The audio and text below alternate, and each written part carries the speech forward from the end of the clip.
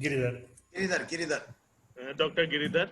So it's our pleasure from Cadila Magna Wave. We operate from Ahmedabad, and we are thankful to our chairperson, Dr.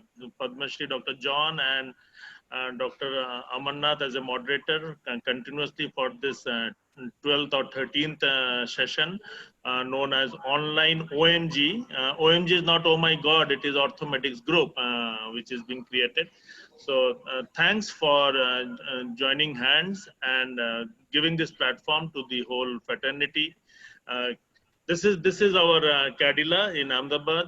It's a corporate campus from where we operate, and this online activity is also being operated from this campus only, from here.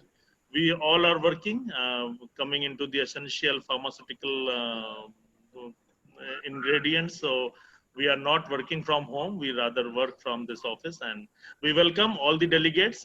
We have crossed 100 delegates as of now.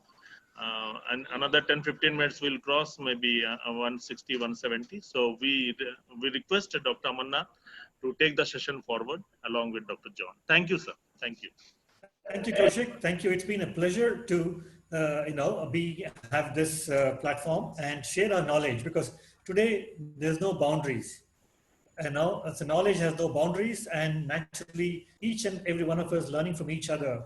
The basic theme of this entire webinar was to get the entire platform filled with specialists from varied field. We work as a team, as together, and Dr. Jha was telling, the entire world is a family now, and definitely makes sense.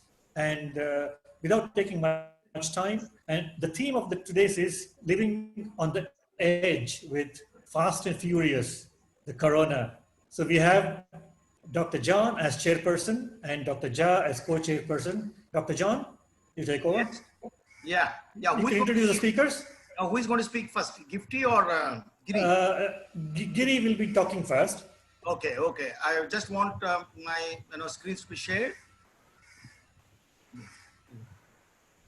You need to share the screen down. There's a button, John. Yes. Click on that. That's what I'm doing. There is a yes. And you'll see a small picture in a picture. Yeah, I'm seeing you. And no, the picture in the picture is of your screen for your PowerPoint presentation. Yeah, there we go. Yeah. We have it. Yeah. Now Giri is going to speak, right? Yeah. Fine. So let me introduce Giri. Where are you? We don't have your screen, John. We are having a Zoom screen. Why are you joining the meeting again? Ganesh, you can share. No. John has the slides. John, you have some slides to share with us?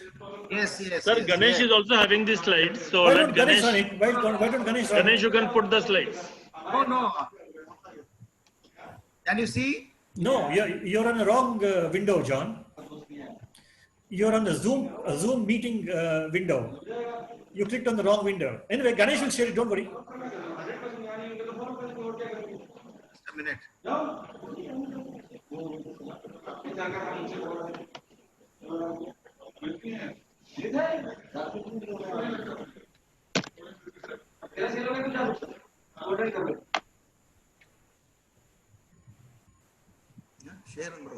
Yes, now you're okay. You can do the slideshow. You can see now? Yeah, put the slideshow, John. Yeah, 1 minute.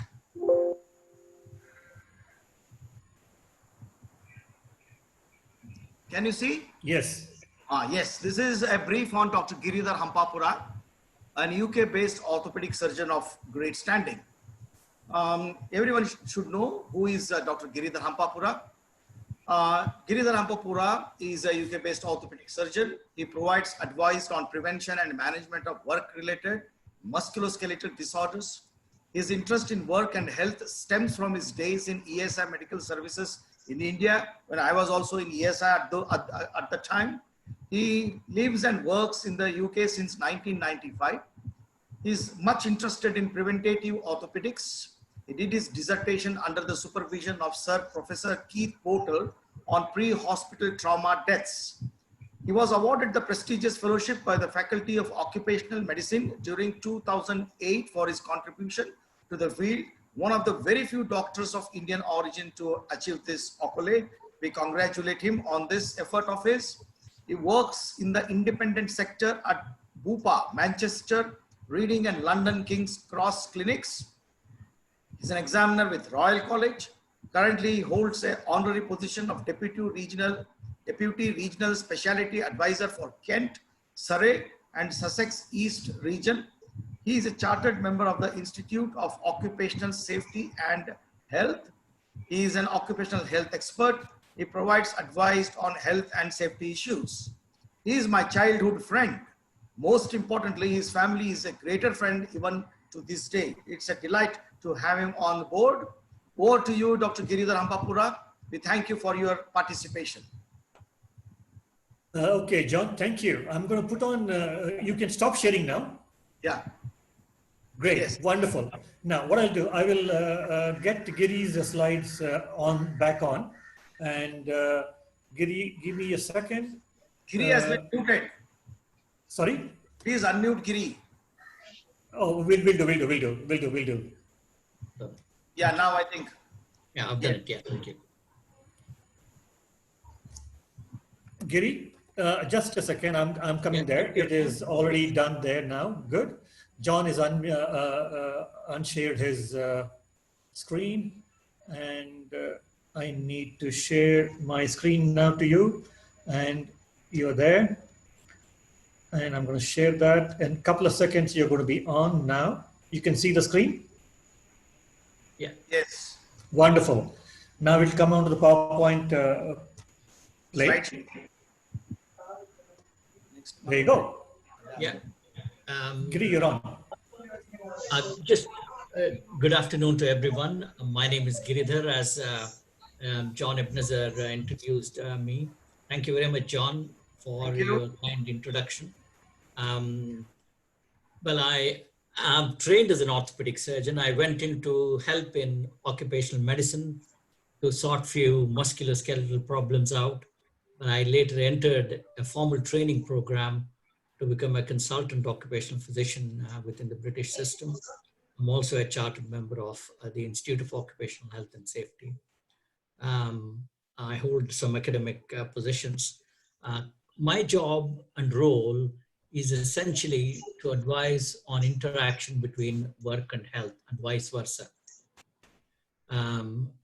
Although I do mainly work-related musculoskeletal problems, there are times, or most times, I tend to do stress at work because it encompasses work as well.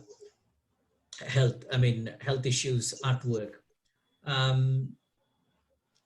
Currently, I'm involved with the COVID-19 planning with some of the organizations that I work with.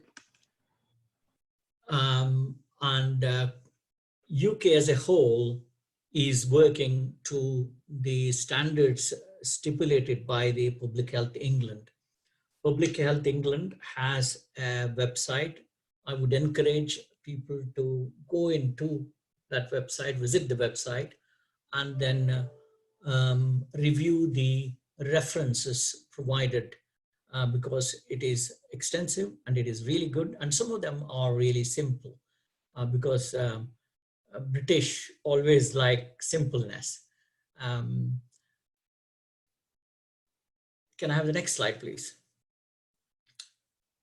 Yeah, I've explained you my role and the job that I do. I primarily work with the manufacturing industry.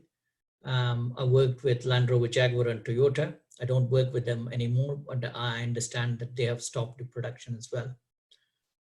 All manufacturing industries have come to a halt. Some of them are working while maintaining social distancing within the factory premises. If they are, most of them are automated, so it doesn't have to be manually looked after. The computer controls runs the whole process. There are 1 or 2 process engineers, 1 or 2 operators who run the factories, and the quality control, of course, is is quite segregated, and those are the laboratories where they undertake the quality control work. So most of them are able to meet the necessary safety standards for working. Can we have the next slide, please? Okay, everyone will know what is a hazard and a risk. In the occupational medicine, we talk about hazard. Hazard is something that's a potential that can cause damage to you.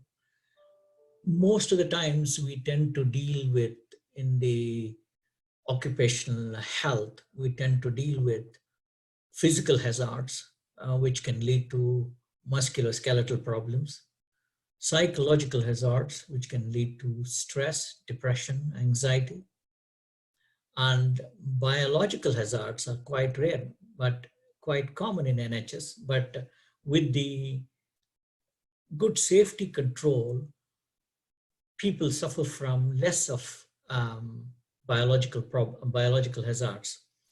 Um, um, People who work with exposure-prone procedures are exposed to blood-borne viruses.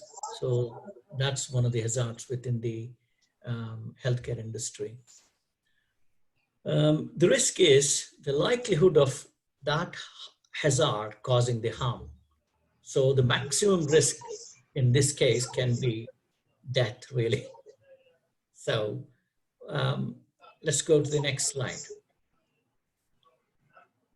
Okay, now let's talk. I don't know whether, I'm sure you'll have had British speakers on this.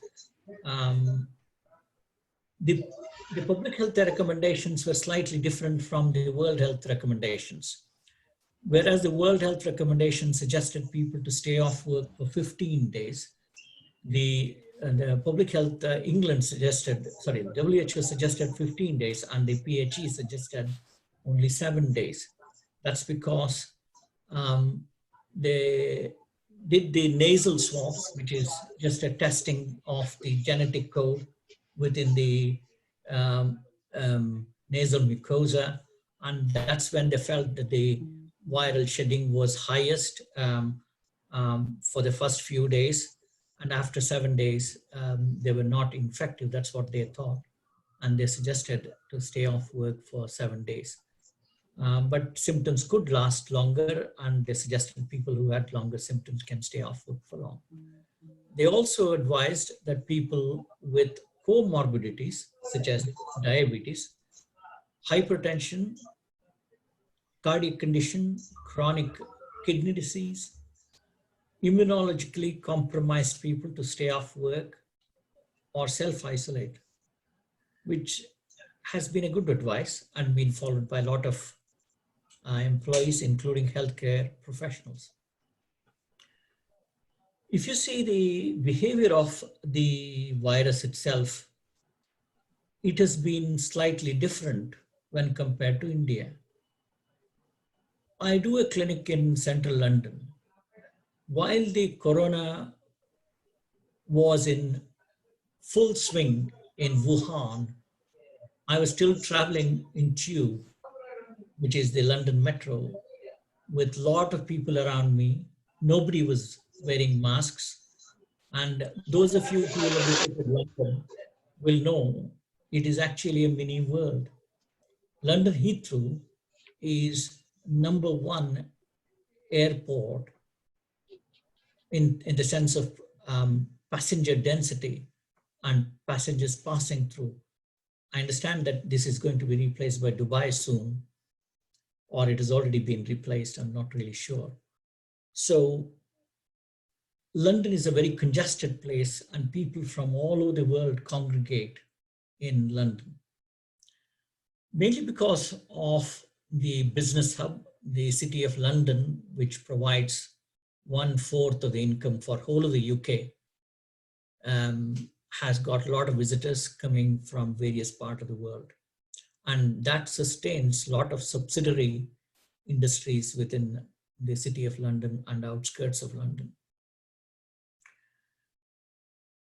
And I suspect that UK government was slow in realizing or slow in putting the lockdown when compared to India. India was, of course, 3 to 4 weeks behind, and I think they're still 3 to 4 weeks behind. But the containment phase has been done in an excellent way in India. Whereas in the UK, it's mainly voluntary. People have done it. Another observation that I have made is when the government announced that they needed volunteers to come and work within the healthcare sector, nearly 2,500 healthcare workers, including doctors who had retired, volunteered to come. That shows passion for work. My specialty is work and health, and these people, some of them had pre-existing conditions, but yet they decided to come. And that's the patriotism that I notice, and that's really need to be applauded. The second thing is that they also asked volunteers to come and help them out in building hospitals. They built various corona-specific hospitals. In London alone, they built a 4,000-bedded hospital in a matter of 15 days or so, which is a phenomenal achievement. And most people who worked on that project were volunteers. Nearly 4,500 people volunteered for that project. It's really a phenomenal achievement. I know Dr. Emmanuel will talk about the coronavirus more, so I don't want to steal his words. And I also have to tell I'm not an expert like him. I'm a specialist in work-related musculoskeletal disorders, or work-related health issues, I should say.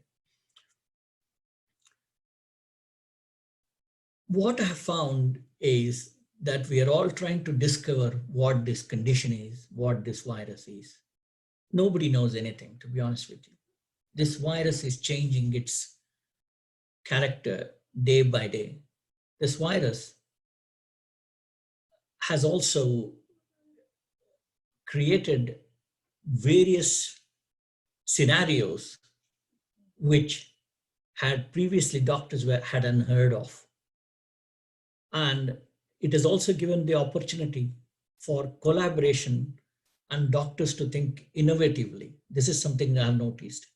There are doctors who have built ventilators which will supply the same ventilation for 7 people instead of 1. There are doctors who built UV chambers to sterilize their respirators. There are doctors who have come out with their own face shield / masks. So we can all be innovative in a difficult circumstances. So it has been a challenging environment, and the challenge is different every day. And if you look at the number of deaths that's happening, it is real. I'm not really sure about the way or the speed at which it is being transmitted in the community. We know it was initially said, okay, it's by touch and fomites. So there was no mention of airborne droplets, including the World Health Organization in the first few days of the emergence of this virus. Then we realized it was due to the airborne infection. And the PHE recommendation was to, Public Health England's recommendation was to distance yourself from a non-household member to 2 meters. And there are experiments to suggest that when you sneeze, you can sneeze up to 6 meters, not just 2 meters. And when you cough, you can cough up to 4 meters. So whether the recommendations are truly correct, I'm not really sure. As I said, we are dealing with a big elephant here. The man who touches the tail of the elephant says it's a rope. The man who touches the leg says it's a pillar. And the man who touches the tusks, he says yeah, do this pranayama, it will help you. The man who touches the trunk will say, yeah, it is something I can boost your immune system with this medication. So everyone is working. Not everyone is wrong, but not everyone is correct as well, because the virus is such a thing that it has not given us a true picture. I think probably a true picture may evolve in the months to come. I mean, that is what my suspicion is. We'll come to know the exact behavior in few months. So there's been a lot of studies that has happened on the virus stability. I'm sure Dr. Emmanuel will be able to touch upon them. There is evidence-based paper on it, on various surfaces. Primarily, I work with the industries. They get a lot of consignments and they send the consignments out. The goods in and goods out department tend to handle the goods with a with a glove, which is disposable normally. There's a shortage of gloves, so people tend to reuse it. If they're reusing, I suggest them to wash the glove with soap for more than 30 seconds and hang it for 7 days, because it can stay on a plastic for nearly 7 days. Steel again, 3 to 7 days. Copper, I was told, it only stays for 4 hours. Maybe copper ions may kill it. I don't know. Probably it talks about our ancestors who tend to store water in copper vessels. The glass and bank notes, they say it stays on 4, the virus stays on 4 notes. So one should be very careful while taking the currency as an exchange for service. It is better to use credit and debit cards. Preferably contactless cards are better, because they're just not swiping the cards, but just showing the card to your machine. So cardboards, again, if you receive a cardboard consignment at your home or at your hospital, I would recommend that you keep the cardboard box in a place where you don't have access for a day or so. Most virus would have died by then. The challenge is we don't have a vaccine as of today, so we don't know how long the situation is going to last. Can I have the next slide, please? As regards to any hazard control in occupational health and safety, we normally tend to look at devising a process which actually eliminates the whole process itself. We'll ask in a meeting if there is a new process being introduced within the factory. We normally tell them, look, can we eliminate this process entirely and get a safe process in place? And sometimes people will come out and say, yeah, there is another process available, so we can use that process. In this case, we cannot eliminate this hazard. It is going to stay. So we can't even substitute COVID with something else. We can't kill COVID and replace COVID with something else. The engineering controls, I would suggest that as social engineering control, isolating people from the hazard, has worked to a large extent. This has helped us to contain the virus to a large extent. Administrative controls, yes, it has definitely helped the way that we have worked. There are a lot of changes that world of work has adopted. And PPE is the only way we can try and fight this enemy. Unfortunately, we don't know the full characteristics of the enemy, but we know some of them. So based on those some factors, we are able to fight this virus to some extent. Can I have the next slide, please? Thank you. In terms of assessing the risk, we normally assess the severity of the risk And we also look at the likelihood of the risk.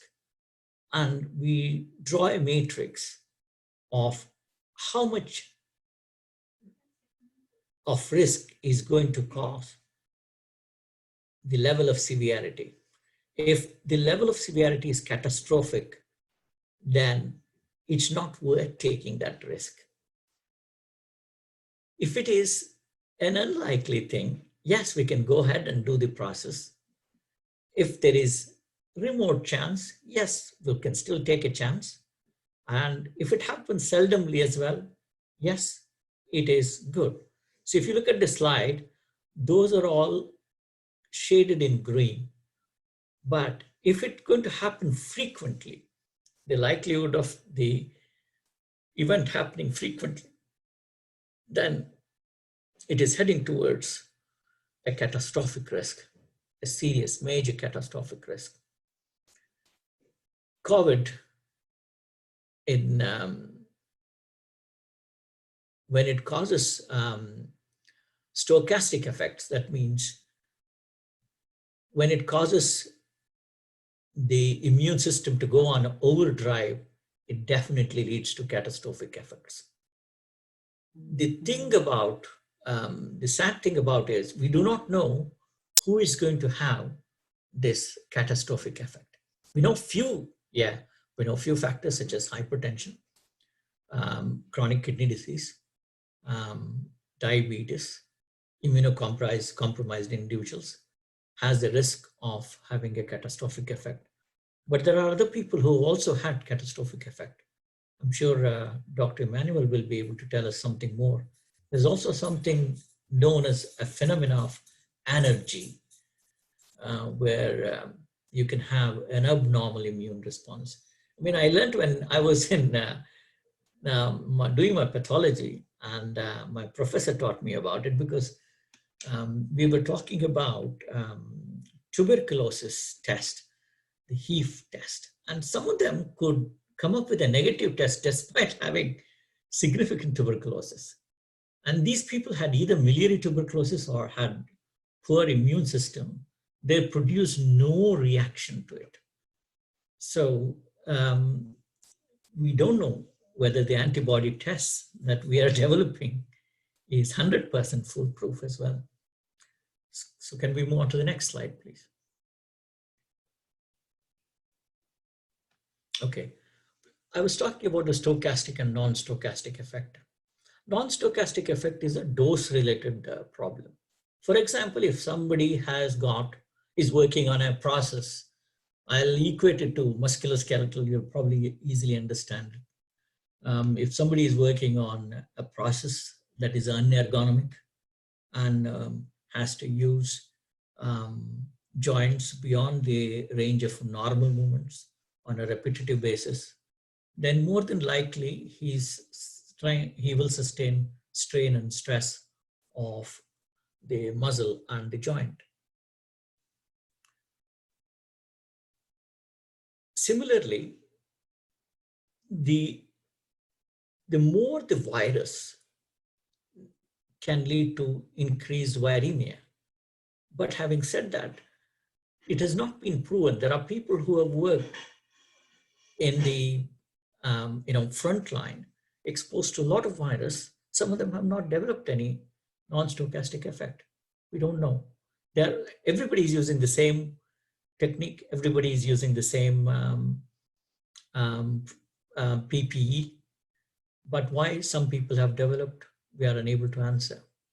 Yes, some people have got pre-existing conditions, but we are still unable to identify why some people have developed catastrophic effects, especially ARDS and multi-organ failure.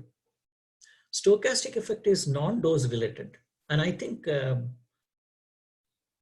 I only suspect that stochastic effect of the virus determines the end outcome. It is dependent on how or how not your immune system will go into a overdrive will prevent any catastrophic effect. In this country, we started with the nasal swab. It's still done. It only takes a genetic material through PCR techniques. It will tell that if there is a genetic code, and the results are interpreted as detected rather than positive. Then the virus detection is done from the back of the throat, and the studies undertaken at the Cambridge University suggest that there was more shedding of the virus in the first few days of the infection. And then, in fact, people are asymptomatic during this period. So it is difficult to find out who is shedding the virus and who is not. So it is better to suspect from a health and safety point of view. I always tell that we should err on the side of the safety. So it is better to err on the side of the safety and try and treat everyone as a suspect. Can we have the next slide, please? Okay. There's a picture missing here from the slide. Unfortunately, it didn't load up. The slide was having two comparative pictures. One was a kiosk from Kerala, where the operator, goes behind a glass cubicle, inserts his hand through two holes. I'm sure most of you will have seen that. And everybody is trying to copy that model. And then inserts his glove hand into a larger glove and takes the sample. And if you see here in the UK, the operator is standing in an open car park and asks the healthcare worker, it's especially done only for healthcare workers to get them back into work if they have got symptoms or if they've not got symptoms. So he's taking a swab from the oral cavity. I mean, India looks far more advanced in this process. The process is really very good that is adopted in India. As a health and safety expert, I would really recommend the method adopted in India. Can I have the next slide, please? So the HSE, the Public Health England has recommended two types of PPEs. That's personal protective equipment, which is of course not available. There are many private sectors which are unable to lay hands on the PPE for their employees. In UK, we have a large population of elderly. They all live in sheltered accommodation, also known as nursing homes, where they are provided nursing care, long-term care. And many in the nursing homes have died. And we don't know exactly the numbers. People suspect it to be 4,000, but the official figures are not known. And the people who are working in this sector do not have PPE, and they are trying to fight for the same consignment that arise from Turkey and China, really, because essentially the manufacturing industry has disappeared in many of the in health sector. So they've essentially classified health workers into two types of workers. One who work in the reception area. I'm sorry about my dog in the background. One who work in the communal areas, who receive patients such as reception, who are able to maintain 2 meters of social distance. It's suggested they use just fluid-resistant surgical masks and a plastic apron. These are people who work in the primary care, ambulatory care, other non-emergency outpatient, where they don't have to really have a lot of contact. But whereas people who work in clinical setting, optometry, dental, maternity, are also recommended surgical mask. I am sometimes of the opinion that we should, not sometimes, I'm of the opinion that we should try and use a better respirator rather than a fluid mask, because I will tell you an instance of a choir in America, because it's a work-related condition. People in a choir developed COVID quite rampantly, because just singing alone can expel virus, and increased exhalation can lead to viral shedding. And people traveling in Uber have developed um, COVID-19. Drivers of bus, London bus drivers have developed COVID-19. Uber drivers have developed COVID.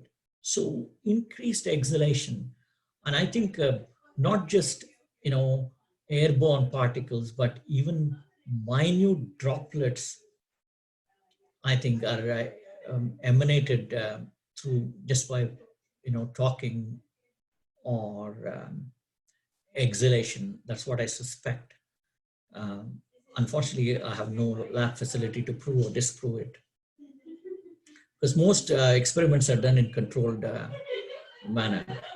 So certainly disposable glove, disposable plastic apron, fluid resistant type 3, type 2 or surgical mask, and face protection is recommended. Can I have the next slide, please? Okay, this is a visual guide. I will leave this slide with you. Please do not hesitate to ask for this slide from my good friend Amar. He'll be able to give you this slide. You can print this and even put it in a place, your practice, so that everyone can get educated, because we have a duty of care for anyone who works with us. So if you see that general contact with confirmed or suspected COVID cases, they don't have to have an eye protection, but I would still recommend it, because I err on the side of safety. Disposable apron and glove. Glove is a must, because fomites are the way of transmission. On the other side, you can see the green side of the slide. That's aerosol generating procedures. Dentistry, any suction can cause aerosols. Eye protection needs to be used. Eye shield, goggles, visor. One of the things that I normally recommend is, if you are unable to find eye shields, orthopedic surgeons usually have got access to eye shields. If you're not able to get it, you can use swimming goggles, which actually provides good eye shield. You can even get prescription based swimming goggles as well. So can we have the next slide, please? So this is again the same slide explained in a detailed way. As I said, the fluid repellent mask, apron, glove, eye protection. If there is a risk of splashing, I would recommend eye protection, definitely. Even a goggles will be good.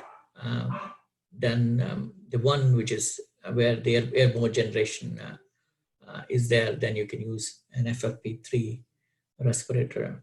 Can we have the next slide, please? Yeah. Okay. Now, when you start training in occupational medicine, we get to study a lot of protective, respiratory protective equipments. Mask, we know all about the mask. It's actually something that will prevent the operator giving the infection to the receiver, whereas the respirator is the one that prevents the receiver getting the infection. So the respirator has an advantage than the mask. Can we move on to the next slide, please? By the way, respirators should not be used in a place where you suspect there is less oxygen concentration, such as a confined space, or a place where you feel there is less oxygen supply.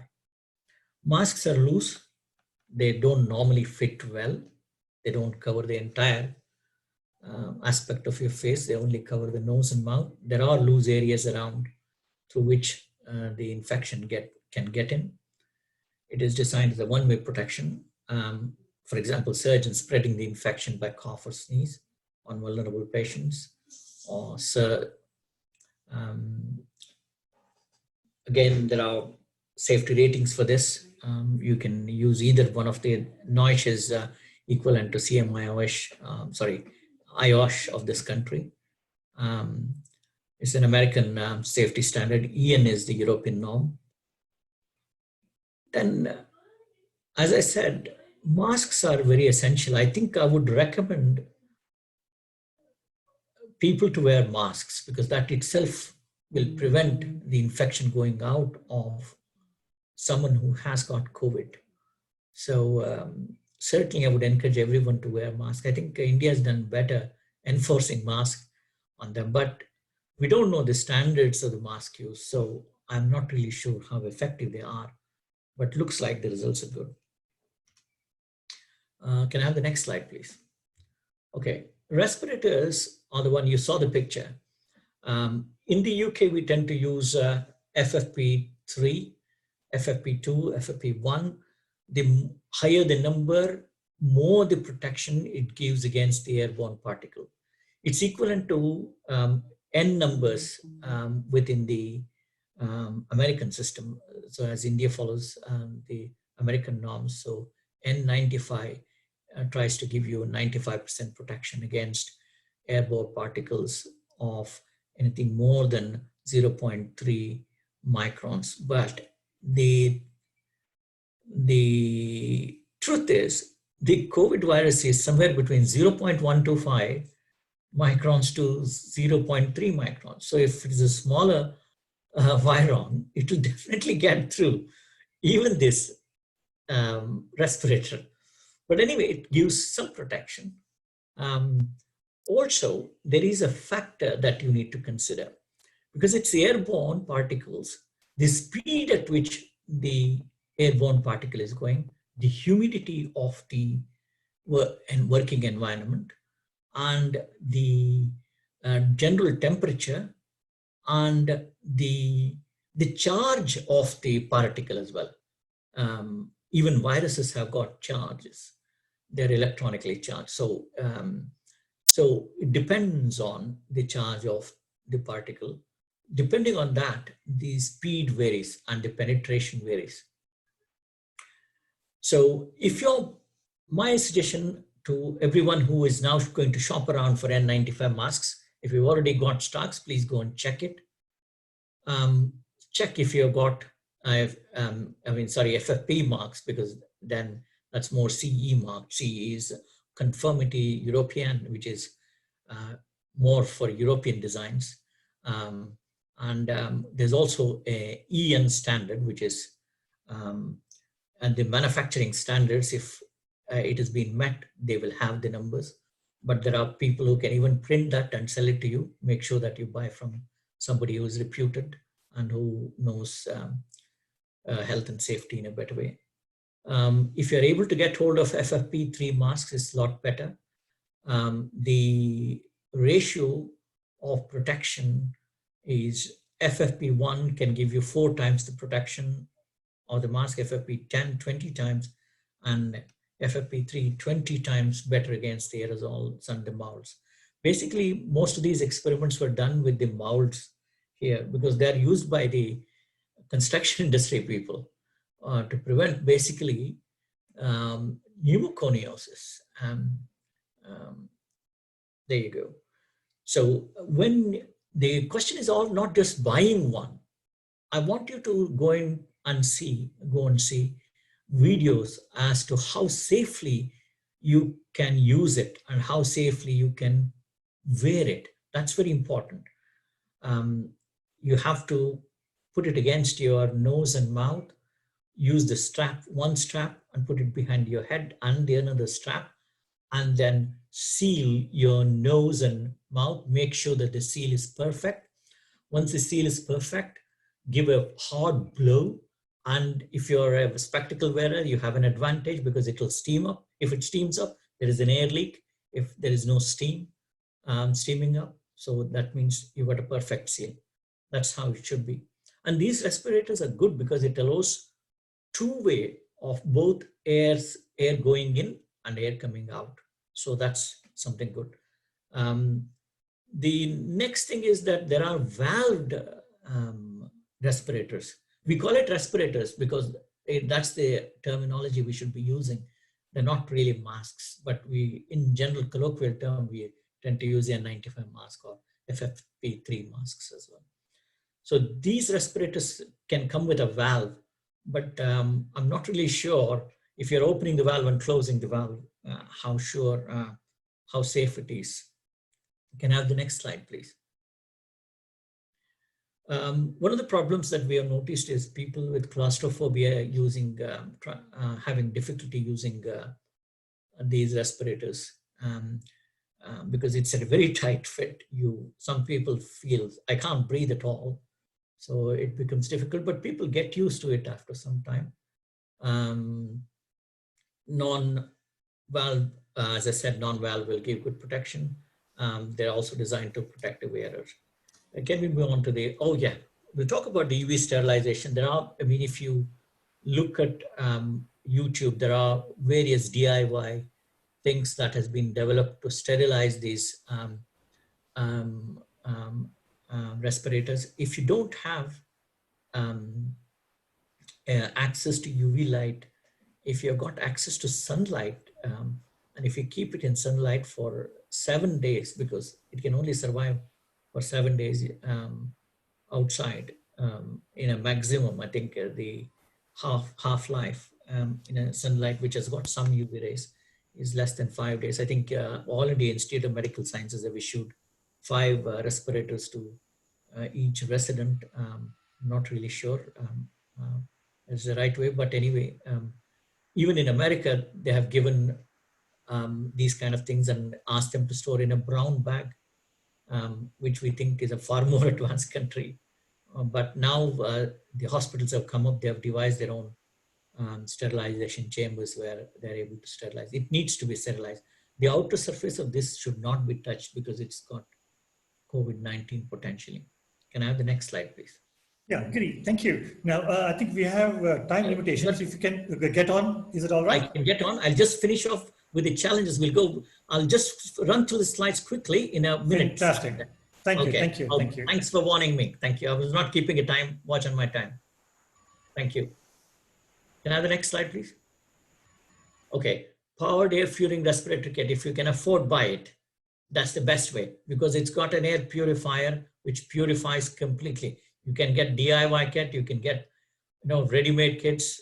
Ready-made kits are expensive. Next one. You can get one which is attached or one which is not attached to a motor. The air is purified. They've got fantastic filters. They offer a better range of protection than just the FFP3 or N95. Next one. Okay, you all know about the risks, so I'll not talk about it. Next one, please. Yeah. Okay, this is a systematic study undertaken recently. It's not been published, so when it gets published, it may be amended. Lot of studies were taken into the study, looked into, and they selected few that will go into the systematic review. And all of these studies have shown that men are more chances of getting a florid condition and men have more chances of dying. Smoking, 2 studies have shown smoking has got bad prognosis. Can I have the next slide, please? Okay, this is a meta-analysis. Those of you who are good with forest plot will be able to understand if you see that.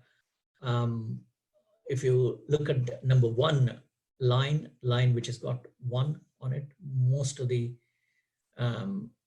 dots fall on the right-hand side. So that's suggestive of male getting affected. Only in 2 studies, females were affected more than men. So can we move on to the next slide? The next one was about smoking. Only 1 study suggested there was no effect. Okay, age. This is again suggesting age and mortality. Above 80, almost 90% chance, 80 to 90% chance. So that's why we have more mortality in the nursing homes. 20 to 29, very less percentage, less than 1%, 0.3%. Can we move on to the next slide, please?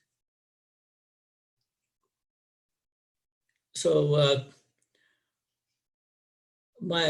so don't do any procedures if it's not life-saving until we get a good test where we can say that we are free of COVID ourselves, because there could be medical legal implications.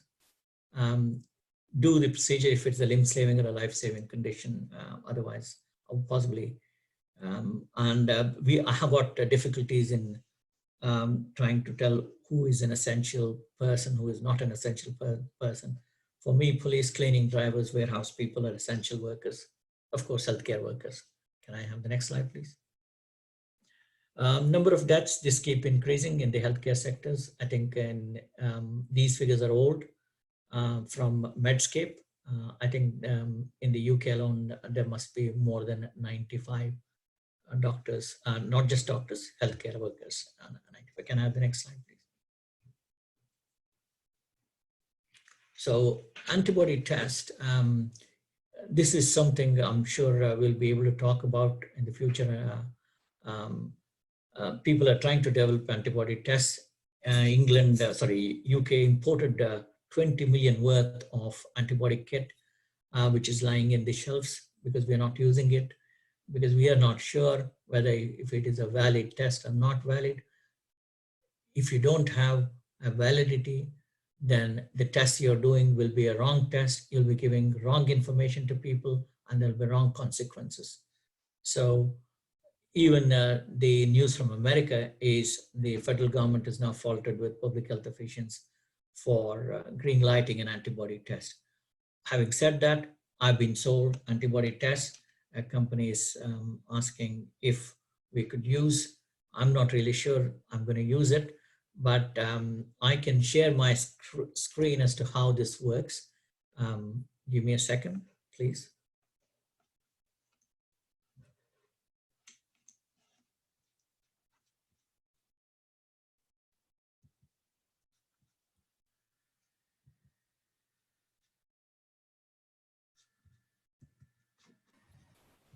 Giri, you're trying to share your screen?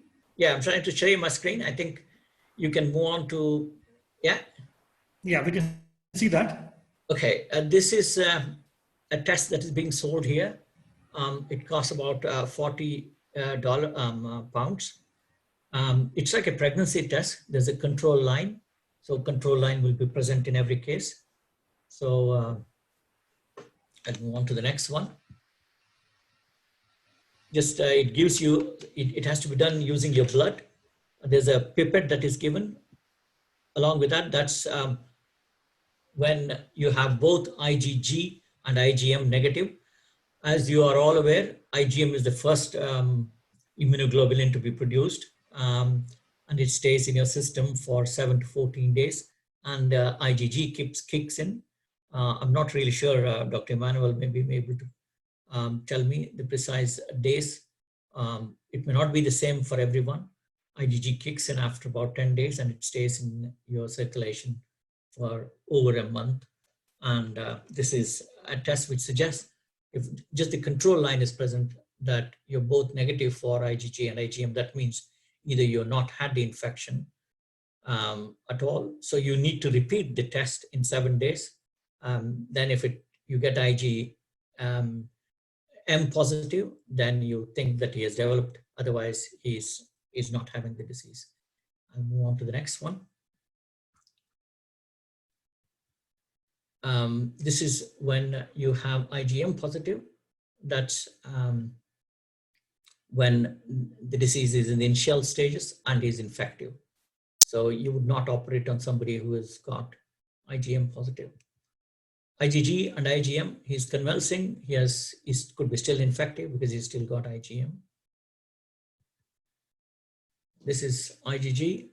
That means somebody who has had COVID-19, possibly past the infectious stage, but that by no means you can say that he is completely free of viremia or free of infectious stage. He could be still shedding virus.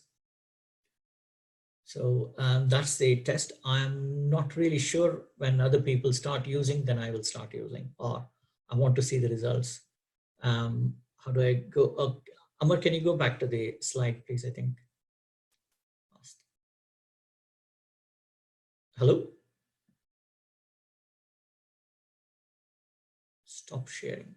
Yeah, you have stop share. Yeah, I have to stop sharing on it. Yes. Yeah. Okay. Yeah, I've done that. Yeah. Okay. Now I I think will. I'm almost done. There are lots of questions. We don't know. Vaccines are not available. In To develop a vaccine, there's a lot of safety procedures in developed countries. Um, you could use a primate, but in this case, I don't think primates can be used. There's also something known as a first in human procedure, FIH, and that again is a complex procedure to get an approval. And but there are lots of people who are lots of universities trying to do this. Even if they do it, even if they're successful, the results will be not be available immediately. It will take a longer time. And once it is done, somebody has to commercially produce it, and it has to reach everyone. It will take a long time. So my suggestion is we maintain social distancing for at least for the next 12 months until we all get, most of us will get, not all of us, most of it will get herd immunity. Some of them may be, overlapping, so I don't want to speak about it. So in this country, there'll be a lot of medical legal implications. So I would expect more work for me in the future. We definitely need to establish how the vaccine is working, because I'm also worried if there could be reactivation of this virus once it gets into the body and stays, and if you're immunocompromised, it can come back. And one of the most important things that we as doctors have got a responsibility is that if you are found to have COR positive, you'll have to let your employees know, and your co-workers know, and as well as your patients that you've treated know, so that they can go and have the verification if they have contracted it from you. And there I end my talk, and if there are any questions, I'd be happy to take. Giri, thank you. It's a very good, elaborate talk what you gave. What we're going to do now is, because Dr. Emmanuel has another appointment to reach somewhere. So what we'll do is we'll get him online, and we can get your questions later on as well. Are you okay with that? Because he needs to rush. That's the reason. No worries. I'm sorry it took more time than expected. I hope it was helpful. No worries, no worries. So no worries. So what I'm going to do is I'm going to get Emmanuel online, and Emmanuel is unmuted now. I'm going to start to share the. Okay, great, fantastic. You're going to do the. John? Yeah. Go on. Yes. Thank you, Giri. Now let me give a brief introduction of Gifty Emmanuel. He is the director of CSI Hospital, Bangalore. He's a scientist, Department of Infectious Diseases in CSI Hospital. He's a physician scientist in the field of human virology and global health. He has more than 30 years of clinical and research experience. He currently is the director of Church of South India Hospital, Bangalore, and Center for AIDS and Antiviral Research, Tuticorin. He holds a PhD virology from MS University, India, MD physician degree from Our Lady of Fatima University, Philippines. He is a certificate holder in global infectious disease from Harvard University, MPH and TM Masters, and Dr. PH, Doctor of Public Health from James Cook University, Australia, in biodefense against bioterror pathogens, diploma in vaccinology from Pasteur's Institute, Paris, and PG diploma in zoonotic diseases from Veterinary University, Tanavas, India. He has undergone infectious disease training at Oxford University, also trained in BSL-4 high containment laboratory at Emory University, CDC, Atlanta. He is my friend and colleague, and I am the board member of his hospital. We share a great rapport with him. Over to you, Dr. Gifty. We thank you for your participation. John, you can stop sharing the screen. Yeah, great. Thank you. And Gifty, I'm going to give you a minute. I'm going to share the screen for you. And here we go.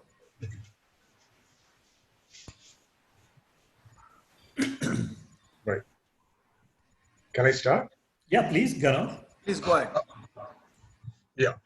First of all, let me thank the organizers, Dr. John, who is the convener of our hospital, and Dr. Amarnath, and Geriatric Orthopedic Association of India, my former speaker, Dr. Giridhar, and all the eminent orthopedicians who are here today. So I feel very welcome and I'm quite happy to have a very interactive session today. Let me begin by saying that viruses are forever. This is a proteinaceous code wrapping genetic material, so primitive, so basic, so primordial. It doesn't need a host machinery. It doesn't have a machinery as such. So viruses are organisms which are dedicated to extreme levels of parasitism. And they really, really don't have a machinery on their own. However, they are able to hijack a machinery of a host cell and replicate itself. So the basic tenets which we really need to understand is our cell is completely capable of creating a virion or a mature virus particle. So we actually act like Xerox machines to the template of RNA, which is kept on us, and we keep replicating it on behalf of the virus. So that gives us a clear information that we share a great past, a great history, a great evolutionary history with viruses. And that is why we are unable to separate them from humans. Some viruses are pathogenic, as you know, and some are also helpful. For example, bacteriophages, they've been used for medical treatment. So now we will go into the virology part of this particular virus, the immunological aspects, and the infection control aspects. I'm going to make it very small, clear, and direct. Then I will take on questions from all of you here. Can I have the next slide, please?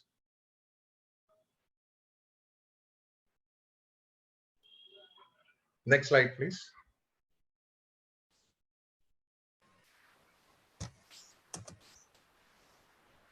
Yeah, next slide, please. So if you look at the virology part of the SARS-CoV-2, this is called as SARS-CoV-2 because in 2003, we had the SARS coronavirus.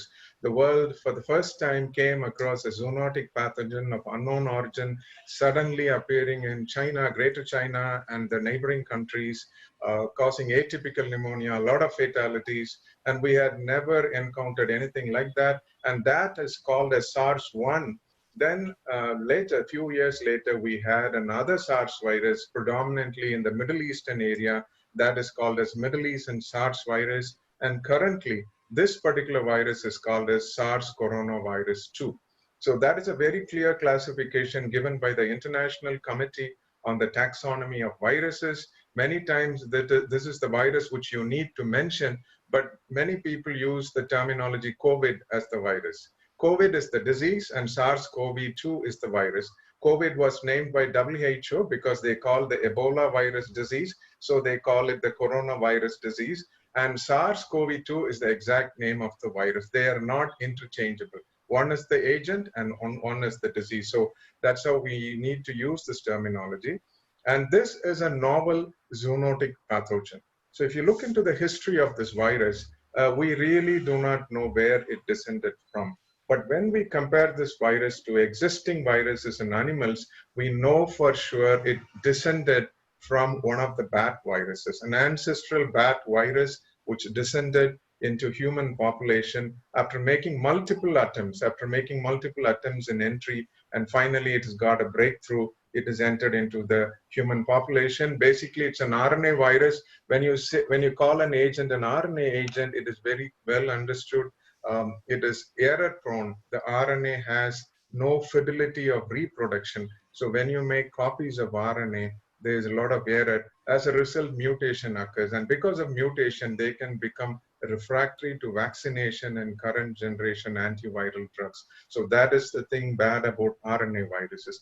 DNA virus, with the exception to smallpox, most of them are very amenable. Hepatitis B is a DNA virus.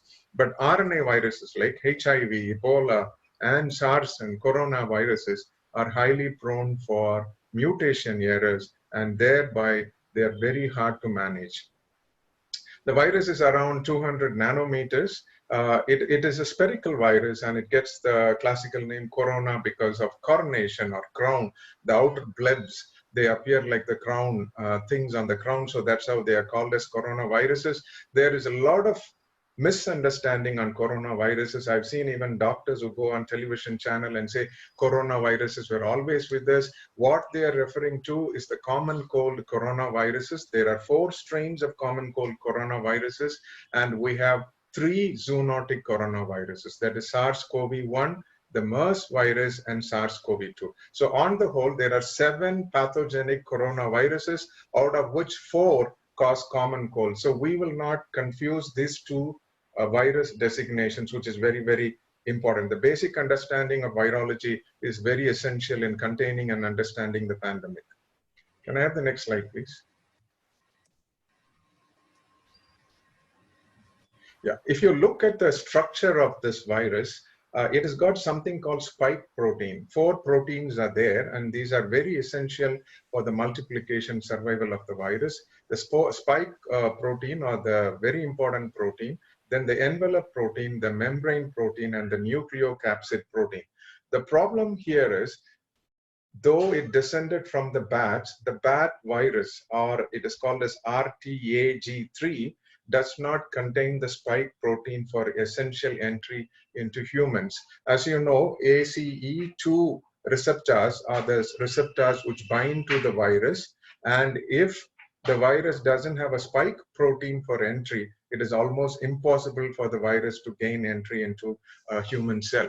But it did gain entry by, I think, Dr. Kaushik asked me a very important question, that if it's a chimera, it is a chimeric virus, because the original bat virus where SARS-CoV-2 descended from did not have the essential spike protein. So it jumped on to a pangolin or an intermediate host and acquired the spike protein from one of the viruses circulating in this intermediate host, most likely the pangolin, which is an anteater, and it recombined itself. Recombination happens when 2 different viruses of similar morphology infect the same cell, and out of the cell comes a new virion which has properties unlike the parent viruses. So that is how it is presumed this virus was born, because when we compare the structure of current SARS-CoV-2 and the bat-based viruses, there are large areas which are not very similar.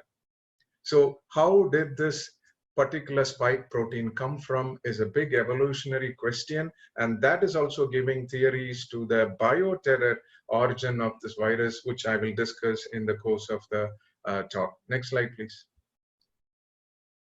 So if you look at the viral biochemistry, virus is a molecular, it's a chemical molecule wrapped in a protein coat. I call them as the little molecular monsters, and very essential amino acids and enzymes are crucial for the multiplication of this virus. So this virus has something called a polymerase, which is the key enzyme which is involved in the viral transcription and multiplication. So any drug we developed against this virus has to target the RNA-dependent RNA polymerase. It also has another enzyme called as exonucleases, which is another enzyme. So these are the group of enzymes which we can block. For example, the experimental drug remdesivir, which is being tried by Gilead Sciences in United States as 100 milligram given intravenously, blocks the RNA-dependent RNA polymerase. Once you block the enzyme, it is impossible for the virus to complete its life cycle. It becomes an aborted life cycle, and thereby the virus gets eliminated. So any targeted therapy against viruses can target the viral enzymes, thereby they can bring an end to this pandemic. The next slide, please. Now, this is a phylogenetic illustration. It gives you a clear idea. Bats are always carriers of viruses. They are asymptomatic, healthy carriers of viruses. I will explain the reasons why. From Ebola to Nipah to Corona, bats have been the eternal reservoirs. Why does this happen? If you look at the evolution of bats, bats dedicate a lot of energy for flight, and they are not birds, they are flying mammals. So what really happens is they are not able to allocate a lot of energy resources to immune system. In fact, the bat's immune system doesn't even respond. In a way, it is immunotolerant to all these viruses. Because that is the basis of bat's way of handling these viruses. These viruses are passenger viruses. They come into the bat. They do not cause overt disease. and they go into a stage of viral excretion. Viral excretion can happen through the oral pathway or the enteric pathway. That's how the viruses have been in kind of symbiotic relationship with the bats, and bats really don't react. And this has great implication for human immune system, because I'll be talking to you on the immunological aspects. Our immune system, in fact, is overreacting to a not so important virus.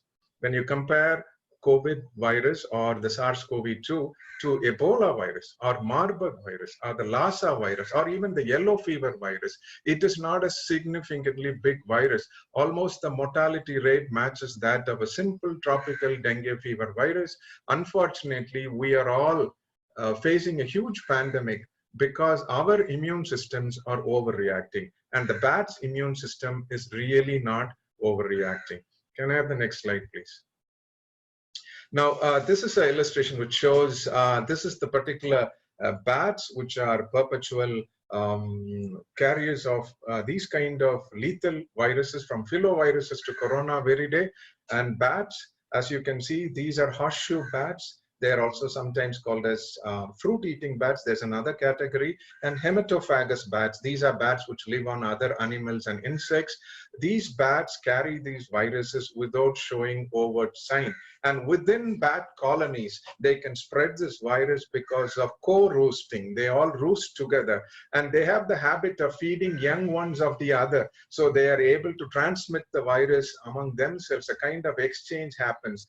A recent study in Manipur in India found out the bat handlers had evidence of antibodies against Ebola virus, though we have never had Ebola in this country. So bats, like fruit-eating bats, hematophagous bats, which take a blood meal, and insectivorous bats, and this particular horseshoe bats, most of them are able to carry any amount of lethal viruses because of their immune tolerance. And the picture on the bottom is the very cuddly looking pangolin, or the spiny anteater, or the scaly anteater rather. This is consumed in China, believing this has got medicinal and aphrodisiac properties. Aphrodisiac is sexual stimulants. As we all know, as people of science, there is no true aphrodisiac in the world. It is only a myth. And this particular pangolin is often consumed in China. It is very exotic. It's $500 a piece. And this has been consumed in many parts, especially in Wuhan and other places. And they believe a bat virus, which could have infected the pangolin, has jumped into humans because of butchering. As you know, cooking kills all viruses. Thermal inactivation happens when you cook. But when you handle the animal, defurring, deskinning, butchering, slaughtering, all those things through small spicules in the bone and other things can always transmit. And even aerosolization happens when you butcher animals. That's how the vendors in the Hunan seafood market could have got infected initially, because an epidemiological environmental sampling found 9 out of 20 samples showed the RNA of this particular newly emerged virus. So most likely the wet markets in China, which trade with all these exotic animals, could be breeding grounds for even one more pandemic or many more pandemics to come. Unless this practice stops, we wouldn't be able to contain any amount of viral spillover to human population. Next slide, please. So now I'll be dealing with human immunity and SARS-CoV-2. What really goes wrong with the SARS-CoV-2 virus or the COVID virus? What is the problem? Is that such a lethal virus? I don't think so. But it is able to turn our own immune system against us.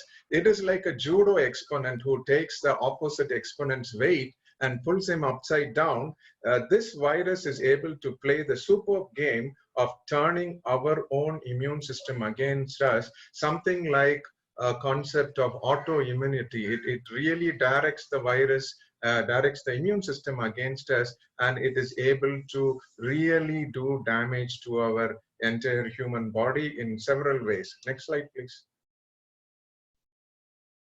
Number one, since this was a geriatric orthopedic society, I would to touch upon some aspects of aging.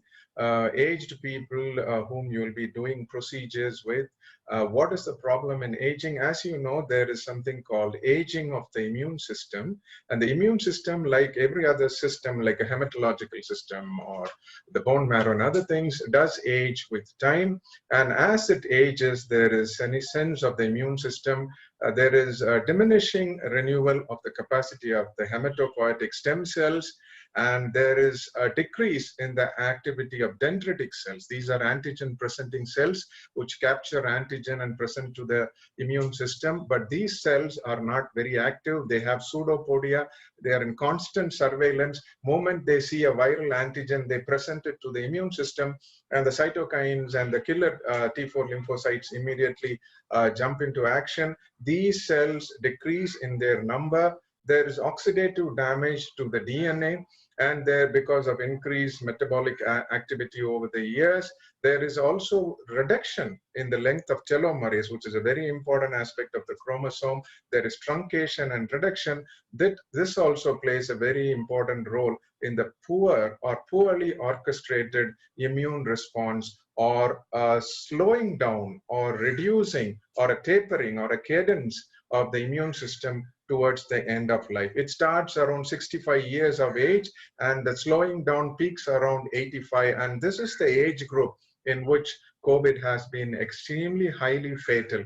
So that is very important. We understand what is the immune concept which is behind the reduction in response to invading antigen. Next slide, please.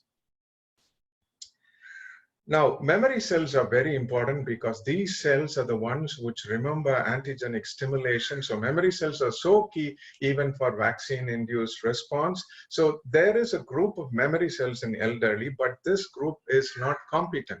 So even if you have a COVID vaccine at some point in time, we might have to double vaccinate them so that they have sustained titers of antibodies against the virus. There is increased production of naive lymphocytes. This is like some cases of hematological disorders where you have abnormal production of RBCs. The RBCs are not in the right shape, they're abnormal, and they will not perform the right function.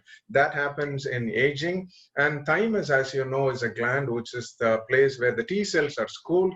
Thymus reduces in size as you go above teenage, and it is absolutely sequestrated when you are older. And T cell population decreases in elderly people because there is total involution and sequestration of the thymus, and there is no more schooling. So whatever T cell population is there, it is already pretty much aged, and it also reduces in the total number of cells. And CD4 and CD8, these are very important helper and cytotoxic CD cells. CD stands for, the acronym stands for cluster of differentiation. These cells also undergo a very great reduction. So the orchestration of immune response in elderly is very poor. It is not only absence of a strong immune system, it also highlights the poor orchestration of an immune response. Next slide, please. Now, intracellular signaling is so very important in all matters of cell growth, differentiation, and apoptosis, which is programmed cellular death. So there is deregulation of intracellular transduction and signaling. So once the signaling part is completely eliminated, then again there is a complete confusion in the immune system, and we are not able to mount a good immune response. Diminished production of lymphokines. Lymphokines, as you know, are cytokines secreted by the lymphocytes. There is a shrinkage in antigen recognition repertoire of the T cells, and there is hampered immune defenses of cytotoxic CD8. So these are a cascade of events which happens in aging. This is not a disease by itself, but when a novel pathogen like SARS-CoV-2 enters our system, these things can be very detrimental. Next slide, please. Now, a person who's aged above 60 is definitely susceptible to the viral pathogen SARS-CoV-2 because there is already inflammatory cytokines which are already increased. So SARS-CoV-2 does this trick called as triggering the cytokine storm.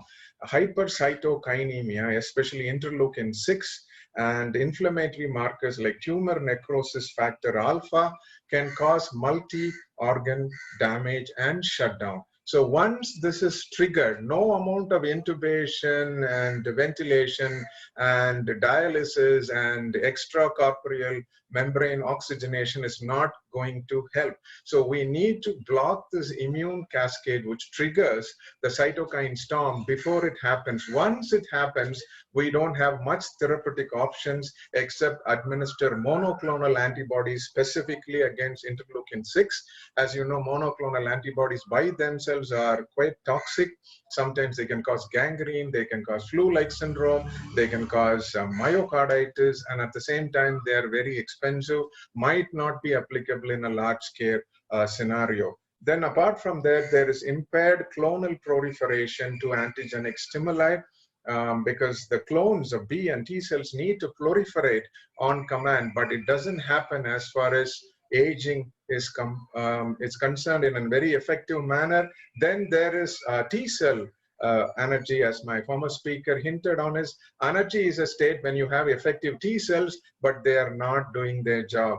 They're a kind of in an inert state, in an inertia mode, and they're really not responding to antigenic stimuli. There is also abnormal clonal expansion, accumulation of all these inflammatory markers, poor cellular response, weak orchestration, and cellular energy, and decrease in the total repertoire of immune cells in elderly, which makes them very, very, very prone for these kind of novel viruses, which are not getting any amount of defense from the human side. They are first time meeting an immune system which is naive. We have never been exposed to this pathogen before, so we really don't have any amount of small immunological memory or a baseline immune defense against this virus. So the virus is really playing havoc with the human immune system because we are naive to this pathogen.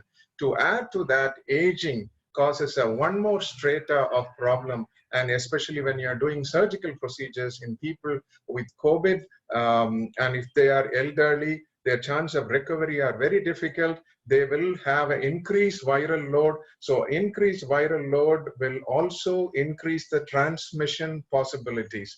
Viral load is the number of viruses per mu ml of blood. And in these patients, because of the poor immune response, they are going to have more amounts of virus per mu ml of blood. More amounts of virus means greater risk of transmission to the operator. So you can contain that by putting them on experimental antivirals. So that reduces the viral load. We can extrapolate a lot from HIV/AIDS. A person who has undetectable HIV viral load, if he comes for an orthopedic procedure, if the doctor has a needle stick injury, he really doesn't even have a requirement for PEP, because zero viral load, zero transmission. Similarly, we can extrapolate that finding to this virus also. If you have a decreased viral load, in the years from now, we are going to have this virus for a long time with us. It is not going to go away. With inputs from the vaccine community, I found the vaccination is going to take a little longer time than we expect. And even with vaccination, it might not be 100% coverage. So we might have to treat cases with this particular virus infected people. So one way of controlling is using PEP and having a great operation theta. The other way is using chemotherapeutic tools and bringing down the viral load so that your chances of contracting it or cross-contamination to other patients is greatly reduced. So that is one aspect related to the clinical options. Next slide, please. Now, the human immune system, as they age, is called as the twilight era, which is neither dark nor white. So immune response in elderly is slow, it is less coordinated and less efficient. Fever responses can be blunted. So a person with COVID will not show overt hyperpyrexia. So that shouldn't be a marker in an old person because they could have a blunted fever response. 80% of the deaths statistically in most countries has been from the age group of 65 to 85.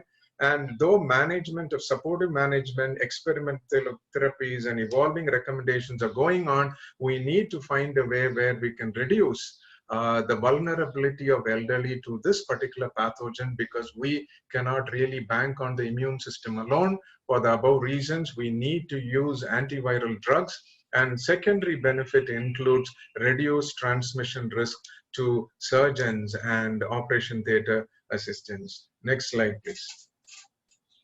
Now, infection control, I'm going to go through a few slides in this. There is a lot of information on infection control, but there are a few things I wish to mention. Can I have the next slide, please? Now, a bioaerosol is the greatest way in which you can contract COVID. It is not a very greatly classified blood-borne pathogen. A needle stick injury is still not proven, but the greatest way or the most effective way in one could contract this virus is through a bioaerosol. So you need to protect yourself against acquiring this aerosol. Next slide, please. Now, if you look at it, respiratory protection, the previous speaker mentioned a lot in detail about respiratory protection, but I would recommend only one aspect. There is N95 mouth masks, which we have been using regularly, but there is also N100 mouth mask, which is much, much better. It gives you 99.97 protection against aerosols. And also you could use this full face respirator mask. This is a great option for surgeons, especially when you're in the operation theater. I have this mask with me. This is a simple to wear mask. It is very light and it's very comfortable to wear. It is very much available in Bangalore, and it has got cartridges on its side which can protect you against bioaerosol. These are the cartridges which are called as P100, which gives you full protection against any viral bioaerosol. And this mask can be reused compared to a N95 mask or a FFP3 or P2. N95 masks are good, but they are not suitable for an operation theater environment for the simple reason there are a lot of areas in this in which it can slide, it can slip. It is not 100% fit. So I would sincerely recommend this mask. It's very much available in Bangalore, and you can disinfect this mask using sterilium wipes, or you can use ultraviolet C quality light with a 40-minute exposure. So disinfecting them is not a very hard task, and it will afford you complete protection. You can wear the overalls, you can wear gloves, you can use all those things, but the most important aspect is the respiratory protection. And for orthopedicians who are working on the field in operation theaters, in minor or major procedure, please try to use this particular mask. It doesn't require any electronic components, and the cartridges are valid for some time. They're easily available, and it will give you at least a guarantee that you will not be exposed to the aerosols. Using them properly is very important too. Donning and doffing the mask is very important. On the other side, if you want a lighter protection, you can use the N100, which is slightly better than the N95. It's little more padded. It looks like the N95, but it's little more padded and has much greater protection. Next slide, please. So these are the comparative studies on personal protection masks and other things. I wouldn't personally rely on international agencies because they keep changing their norms every now and then. There are times when WHO said there is no human-to-human transmission. The next day they said there was human-to-human transmission. They said it is not at a pandemic when everyone knew it was a pandemic. Then they came up with the answer saying, yes, it is a pandemic. So they keep changing norms. I think we need to be one step ahead. As far as I know, this virus is a biosafety level 4 pathogen, and it shouldn't be, it shouldn't be the cost of this. Yeah, somebody's asking me the cost of this. This is basically, this mask is basically 6,000 and the cartridge is 600. But because of the wide demand, they are now selling it for 9,000 and odd. So it is much lesser than 10,000. So very much affordable because you can reuse it, and the cartridges can be used for a long time unless you are working in an oil-filled atmosphere, and it definitely gives you a worthwhile protection. So It is available in Bangalore. There are 3 or 4 distributors. After this talk, I can give you the contact details. You can always contact them and they will deliver it to your place wherever it is. I recently got 5 masks for our hospital. I just wanted to tell that to Dr. John, who's the convener of our hospital. This is for our gynecology team who is doing deliveries right now. Deliveries cannot be postponed, so they are daringly doing it. So I wanted them to have a complete protection. And so the point here is, unless we have a negative pressure room, unless we have a total atmosphere which is conducive for no transmission of this virus, it's very hard to contain this virus, because I would like to call this as a ping pong virus. It keeps on sustaining itself in the environment, in cardboards. A few hours, NEJM did a beautiful study on environmental survival of this virus, 8 to 10 days on surfaces. If there is proteinaceous material, even more survival. We really cannot be looking where this virus is lurking. We don't have a disclosing solution or ultraviolet light which will tell you this is where the virus particles are. These are all subatomic particles. So we have to presume that this virus is highly contagious, and we need to keep this very, very cautious as far as we are protection part is concerned. N95 and other things are good, but that is not the standards for operating surgeons who will be the greatest exposed to the bioaerosols, especially trephination, drills, high-speed handpieces, cutting, sawing, orthopedic procedures can be very dangerous. And in elderly, the viral load could be much higher, so that enables a greater transmission. Next slide, please.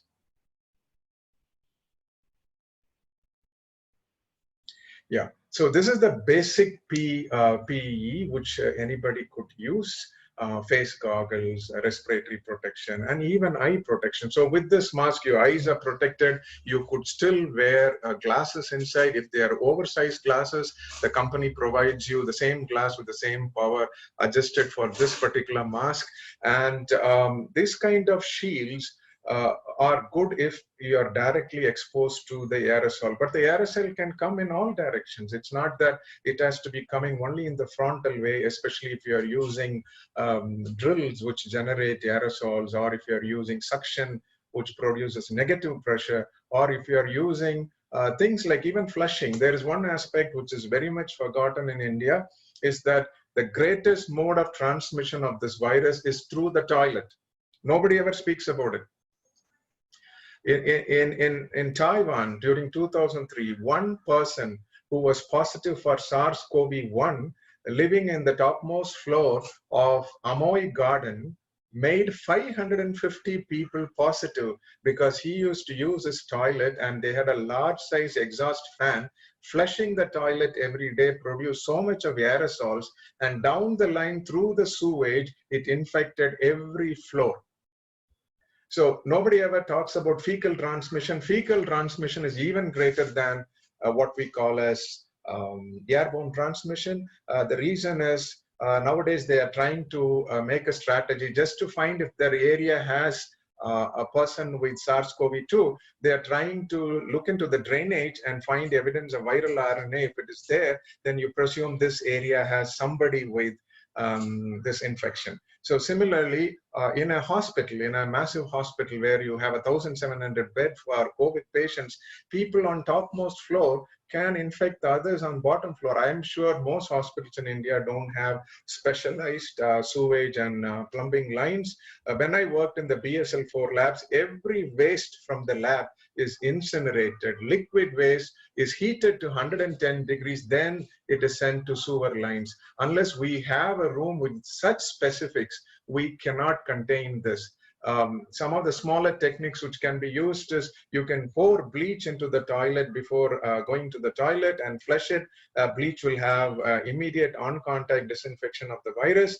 Other than that, in a country like India, we cannot superheat toilet effluents and send it to the sewers when we are struggling to have a toilet for each person in India. These are practical difficulties which many nations might not know. So we need to be creative in our approach. So if there is a SARS patient, if there is a COVID patient, he is using a toilet, I would recommend that he puts what we call as household bleach in it, liquid bleach in it before he flushes it, because that will have an immediate on-contact disinfection of the virus. So that is a very important aspect. Next slide, please. So as far as wearing the particular PPE is concerned, there's only one point I wish to highlight. The fact is donning and doffing it is very important. Donning the PPE is very easy because everyone puts it straight out of a sterile bag. But when you're doffing it, that is when you can get infected. And I fear that most people who are using this PPEs in India are not trained on infection control or on biosafety. So when you are removing this particular attire or your face mask or your shield, just with your fingers, you can auto-inoculate yourself and you still can get infected, and you'll go home thinking you are very safe because that gives you a false sense of security. So the point is, doffing it is very, very important. When I worked in the BSL-4, we used to have a special French Delta suit with a oxygen connection. And when we come out of the BSL room, we have a disinfection shower where there is a Lysol spray which falls on us. We scrub ourselves with the suit on, and then we rinse ourselves, then we dry with the air dryer, then we come out. So our PPE in a BSL-4 lab is completely disinfected before we unzip ourselves and come out. That should be the norm. So you can get a help of a buddy or a friend, and they could wear a glove and remove things for you. When you do it on your own, there is high chance of you getting auto-inoculating yourself or you exposing yourself to the presumed infectious areas of this PPE. That is a very, very important point one has to consider. Next slide, please. So I'm going to give you very simple practical tips. Among all the disinfectants which were surveyed, Sterilium in particular, I'm not recommending this company as such, but this particular product in the Journal of Hospital Infection Control had the quickest disinfection or inactivation of the virus, because the combination of alcohols in this particular product is very, very good. And if you want a universal disinfectant which you can use on all surfaces is household bleach. Just 1% household bleach is enough to kill the virus, completely inactivated. In my house, I have replicated something we do in BSL-4 lab. I have created a plastic dunk tank and I have filled it with water and with 1% bleach. All the milk packets and other things, I put it into it and I allow it for a 5-minute contact and then I rinse it. This completely inactivates it. This is much reliable than an ultraviolet oven, because the ultraviolet oven will not work if there is organic material on it. If somebody has sneezed on it, the ultraviolet oven will not penetrate enough. But this is a sure shot method. In the BSL-4 lab or the biosafety level 4 lab, anything which goes out of the lab is sent into a dunk tank and it's taken out. Anything that comes into a dunk tank of glutaraldehyde before we receive it. So we can replicate this in the homes. So everything you receive could be disinfected. As for vegetables and other things are concerned, you can use soap solution because it's an enveloped virus. Soap, through its detergent action, can damage the outer envelope. For soap solutions, for vegetables, you can put them for 10 minutes time and then rinse it. These two chemicals on dunk tanks in every home in India can safely disinfect every produce or product which you're getting into your house every day. As far as the boxes are concerned, you can use alcohol sprays or you can dunk a towel in your dunk tank and wipe the entire surface of the cardboard box or any box with it. Sodium hypochlorite will immediately inactivate. This is cheap, easily available, and can be used with anyone without technical knowledge. You don't have to be a molecular biologist. You can just use this one.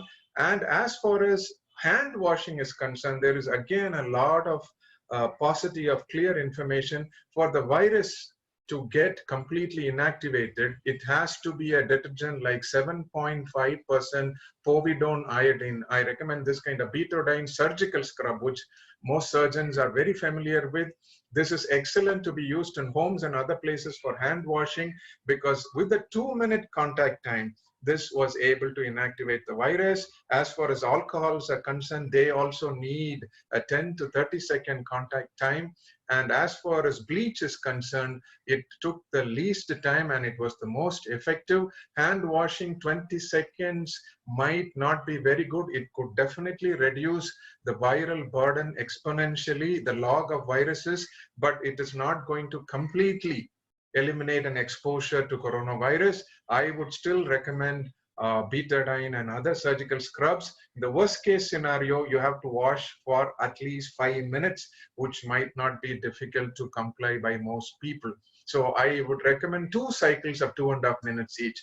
Take a little soap, wash your hands, and then again use a soap. Use it with an emollient, otherwise there could be a lot of drying. This particular product has got emollients in it, so I have been using it for a long time. There is no drying and things like that. Next slide, please. So people, that's the outline for today's talk. I will take on questions now, and that is the better way of interacting with you, I think. I think Dr. Emmanuel, a lovely talk. This is Kaushik Das Gupta again. Yes, Mr. Kaushik. Thank you so much in the beginning, what we discussed about Chimera. Yes. So what I think after that many participants joined.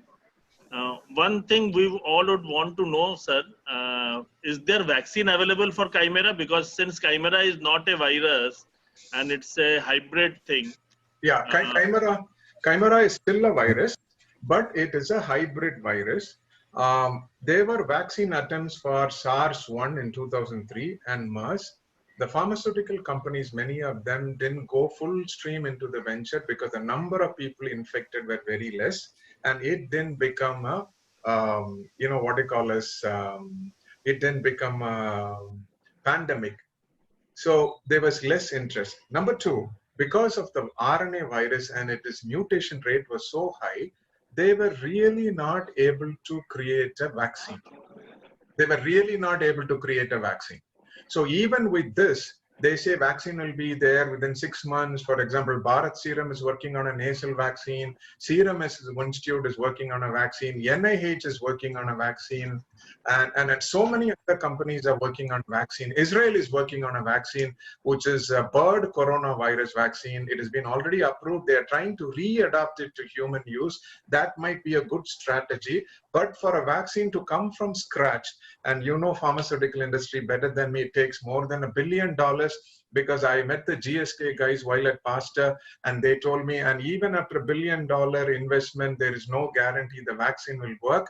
And there is a lot of misconception in India. Some of the leading virologists have been saying we should allow herd immunity to improve. It's absolute blunder. UK did this mistake because one person advised the government initially saying, we let everyone get infected and let the herd immunity go up. So they have now created a new team, mainly comprised of people of Indian origin, Venkatraman Ramakrishnan, the Nobel Prize winner, his sister Lalita, and another person called Devi. These are the COVID task force team. They said we really can't allow what we call as coronavirus to be, everyone to contract the infection and obtain herd immunity. So herd immunity through a vaccine is a good approach, but not by getting the natural infection, because people who get the natural infection get reinfected also. So natural infection is not giving you enough immunological memory to sustain you through future assaults. So only a vaccine-induced immunology can build the herd immunity. Secondly, you cannot take templates of older disease and apply to newer disease. Our hydroxyquinine recommendation was based on malaria. Our 3-kilometer radius containment zone for people was based on smallpox. So for a 21st century novel pathogen, we cannot use templates of older diseases. We need to be creative. And herd immunity is good to be taught in medical schools as an archaic subject of interest in history, but not as a mainstream approach. A mainstream approach has to be a combined vaccination. For example, even if you have a vaccine today, there are 2 questions. Will it reach the entire global population? How much % will it be protective? And what about the people who are infected? So a combined vaccination like an immunoglobulin and a vaccine, just like our rabies, a monoclonal antibody and a vaccine, you are giving immediate immunity and you're also giving a long-term immunity. These kind of combined novel biological approaches will be the answer. It won't be a very simple, straightforward answer.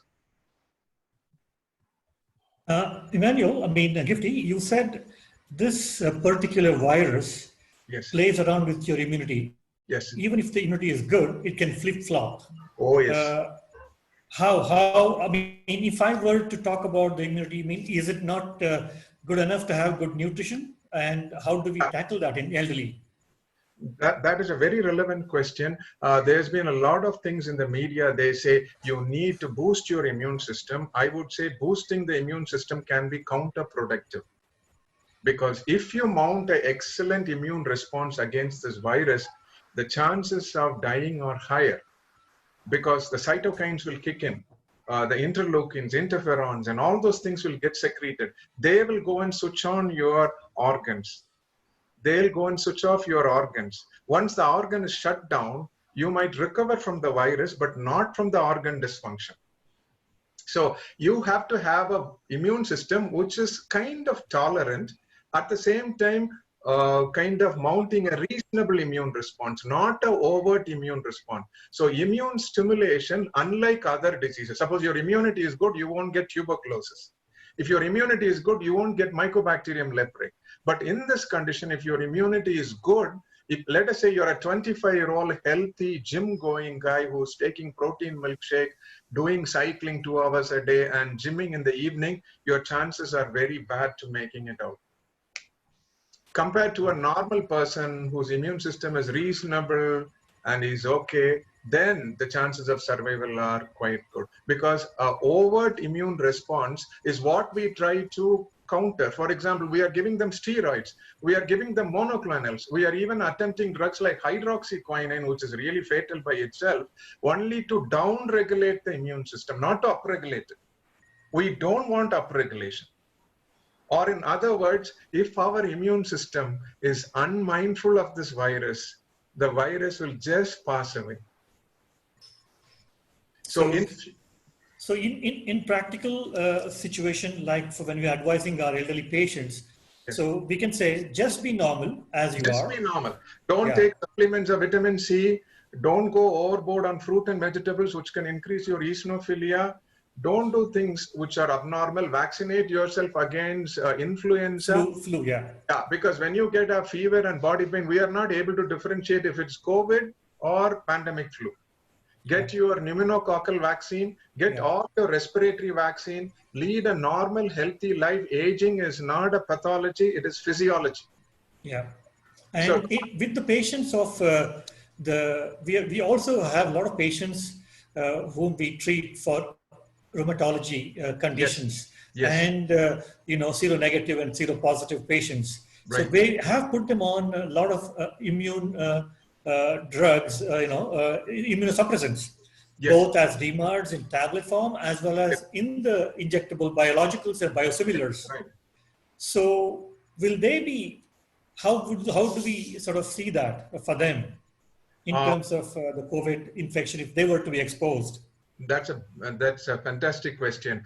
You're giving them disease-modifying agents. You're giving them monoclonals, targeted therapy against rheumatoid arthritis and autoimmune rheumatic disorders. And what happens when they have COVID? Their chances of recovery are much better.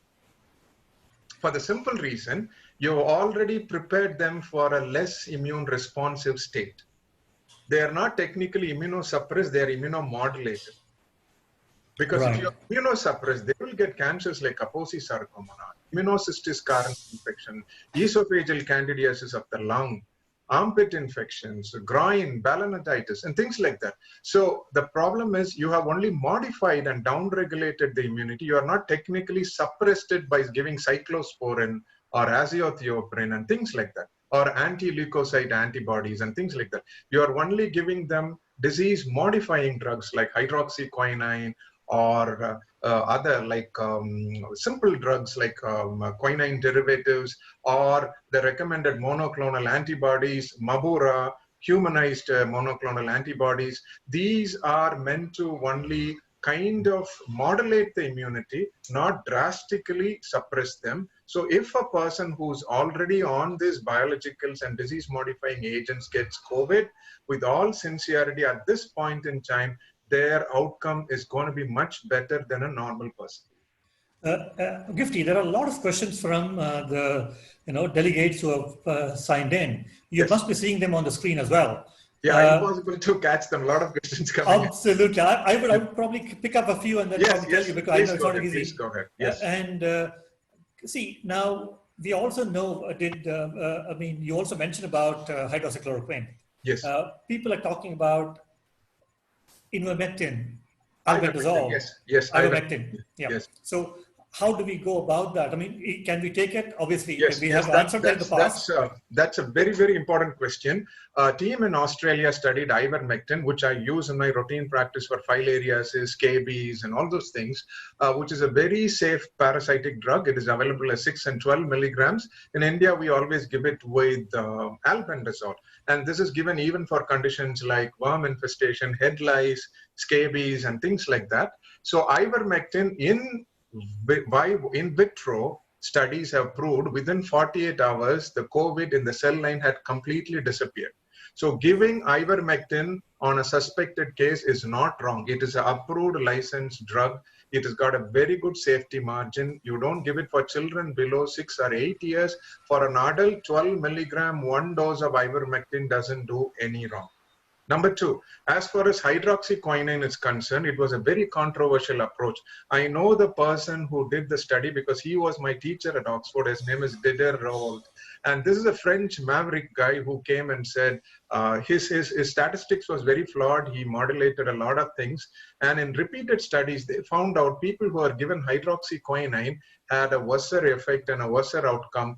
And 3 doctors in India whom I know have died of arrhythmias.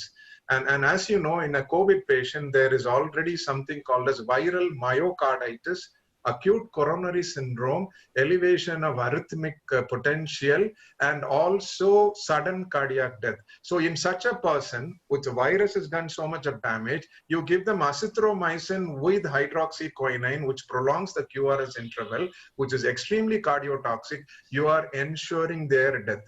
On the contrary, even if you don't give any drug, give them excellent supportive treatment, their chances of making it are very good. There are a few antiviral which I would like to mention. Remdesivir is the drug of choice. They tried it in Ebola. It is not coming out now in India, but soon Cipla will be out with Remdesivir. But there are certain analogs of Remdesivir like Sofosbuvir, which I've been using for hepatitis C. It is very much available in India's tablets. So these analogs can be tried. If you don't get metronidazole, you always try tinidazole. If you don't get tinidazole, you get what we call as secnidazole. So these kind of alternative antiviral strategies can be done. And there is one important drug which is being underplayed or not even considered in India. It is called as camostat mesylate. Camostat mesylate. Camostat mesylate is from the company called Sun Pharma. This is a Japanese drug from Takeda Pharmaceuticals, and they made this drug for acidity. It's like Rantac, and also for pancreatic inflammation. It's got a very good safety profile. And the greatest thing about this particular drug is therapeutic dosage is 600 milligram, prophylaxis is 300 milligram. It has got a very good safety margin. So if you're going to take it every day in the front line, if you are accidentally or inadvertently exposed to the bioaerosols or any other biologicals, your chances of contracting COVID are very, very negligible because all the drugs work at different stages. This drug works at the fusion stage. It doesn't allow the virus to fuse at all. It's a fusion inhibitor. It's an entry inhibitor. So this drug has been underestimated a lot. This can be a great drug for frontline workers, not hydroxyquinine. And in the in the cytokine storm, Dr. Srikanth is asking, yes, what about the anti-TNF agents? There are a lot of MABs. I mean, infliximab being one of the earliest ones. Today we have much bigger generations one.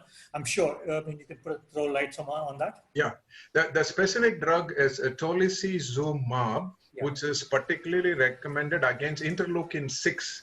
Yeah. That is the key cytokine, which is being the reason, the major reason, or which has been considered the major reason for the cytokine-related deaths, fatalities. So targeting that can greatly help. And even the arthritic drug Mimod, Yeah. Iguratimod, it has tumor necrosis factor inhibition. Simple 25 milligram tablets twice or thrice a day. Twice a day. The only side effect, diarrhea, nothing more than that. Can be used. It all depends on the practitioner's way of titrating and playing the game with these drugs. The right amount to the right time can be very, very useful. And cytokinemia has to be titrated very carefully. The total cytokines, if you assay, they'll be less than only 20 or 30 ml, but the damages they do are more. Even doxycycline intravenously, I've extensively used in dengue virus. It has a great potential for anti-cytokine activity, doxycycline. And it can also give you a secondary cover against translocation of bacteria from the lung and from the intestine. And so, yes. Yeah, you go on. These are the simple therapeutic agents and tools we can use. These are all very much available in India. I can tell you one thing for sure: if there is a drug or a vaccine, India gets it first. And we are the pharmaceutical capital of this world.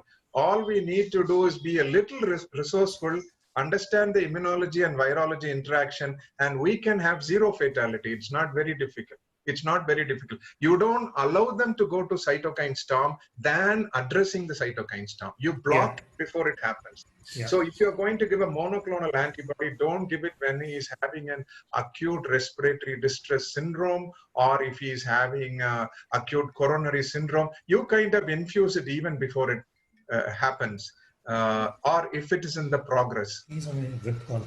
The webinar is moderating. We'll call it up. I have Dr. Jha here, who is a senior orthopedic surgeon from Patna, and he is actually a founder, president and founder of Indian Orthopedic Rheumatology Association. Dr. Jha. Namaste, Dr. Jha. Namaste, and thank you, Dr. Amarnath. Well, I very much liked the expression by you. You said immunological orchestration. Yes, sir. Thank you very much. So, there is an immunological orchestra encompassing so many things, and you so beautifully described it. You talked about mutation of the virus. Yes. I would like to know that the prognostic wise, the virus and the end result are different in different part of the globe. Is it because this single-stranded RNA virus gets multiplied is true, but does this single strand gets converted into double or triple strand? That is a very intuitive question, Dr. Jha. I will definitely answer that. First of all, this is a winter propagating virus. This particular coronavirus is a winter propagating virus. So the increase in temperature above 35 degrees centigrade and increase in humidity above 80% definitely has an inhibitory effect on the transmission of the virus. But then again, there are microclimates within this climate itself. For example, you cannot expect this in an AC hall in a hot country. You are still in a country where the temperature levels are high, but you are in a microclimate which is still cold like Wuhan, or temperate countries like America and Sweden and France. So I think this winter propagating virus definitely behaves differently in each country for the simple reason the virus is not the disease. Only when it interacts with the host, then it's the disease. So each host factor varies according to countries. I found one epidemiological observation during SARS-1, that is in 2003, people of Mongoloid origin were more affected. Dr. Jha, people of Mongolian origin in Greater China and some parts of Taiwan, Taipei, even in our country, Nagaland, all the things, they seem to be more. There is a greater predilection for Mongoloid gene. We are not that much affected because there is a sizable Indian origin population in Singapore, Malaysia, and all those Far East countries. That is one. But we cannot rely on it very much. Number two, the virus, the RNA virus, doesn't have proofreading mechanism. because it doesn't have a proofreading mechanism. When it makes a copy, it doesn't ensure the copy is like the mother cell. Because of this lack of proofreading mechanism, every copy is different from the parent cell. That is the mutation which it undergoes. So the fidelity of RNA reproduction is not good. It is highly error prone, unlike a DNA virus. That's why the RNA virus will always produce more mutants. Now, you asked me a very relevant question. What is the prognostic and therapeutic relevance? Prognostically, this makes it very hard for any antiviral to work. Number one, because of the constant change in the structure, the antivirals which target certain components of the virus are not able to target it each time. Number two, it makes it even more hard for us to come with a vaccine. A vaccine is only an ounce of prevention. Let us say somebody is vaccinated against, for example, against tetanus. I give him 100 ml or 500 ml of tetanus toxin. Will he get tetanus or not? He will get it. Only if the inoculum size is small and you are vaccinated, you will be safe. But if you are given a large inoculum, it will break the vaccine-induced protection. So even when a vaccine comes someday, we cannot bank on it very high. Let us say I am vaccinated against COVID, but still I might have to wear a mouth mask so that I reduce the inoculum of exposure. So does that answer your question, sir? Yes, yeah. Another thing that I would like to know, anti-drug antibody formation takes place? Yes, yes. We have the classical pharmacological. So Dr. Jha, we can't hear you. For treating these kind of drugs, how do you? I believe you asked about the antibodies formed against the drug. Can't help it. Yes, sir. You asked the antibodies formed against the drug. It's a very interesting pharmacological mechanism called as tachyphylaxis. Once we give a drug, after some time, there is a kind of tolerance to the drug which develops. Then you need higher and higher doses. And a drug is a xenobiotic. Any drug is a xenobiotic. And our body will treat it as a xeno agent only. Whether it's a virus or a drug, it is alien to the body. It will treat it the same way. So antiviral drugs which we give today, tomorrow could become ineffective because of our body developing antibodies against us. That is also very much possible. Sir, Emmanuel sir, one question from Kaushik again. Yes. Sir, we see there are 3-4 variants of this SARS-CoV-2. And some are asymptomatic, some are symptomatic, some are in different age group.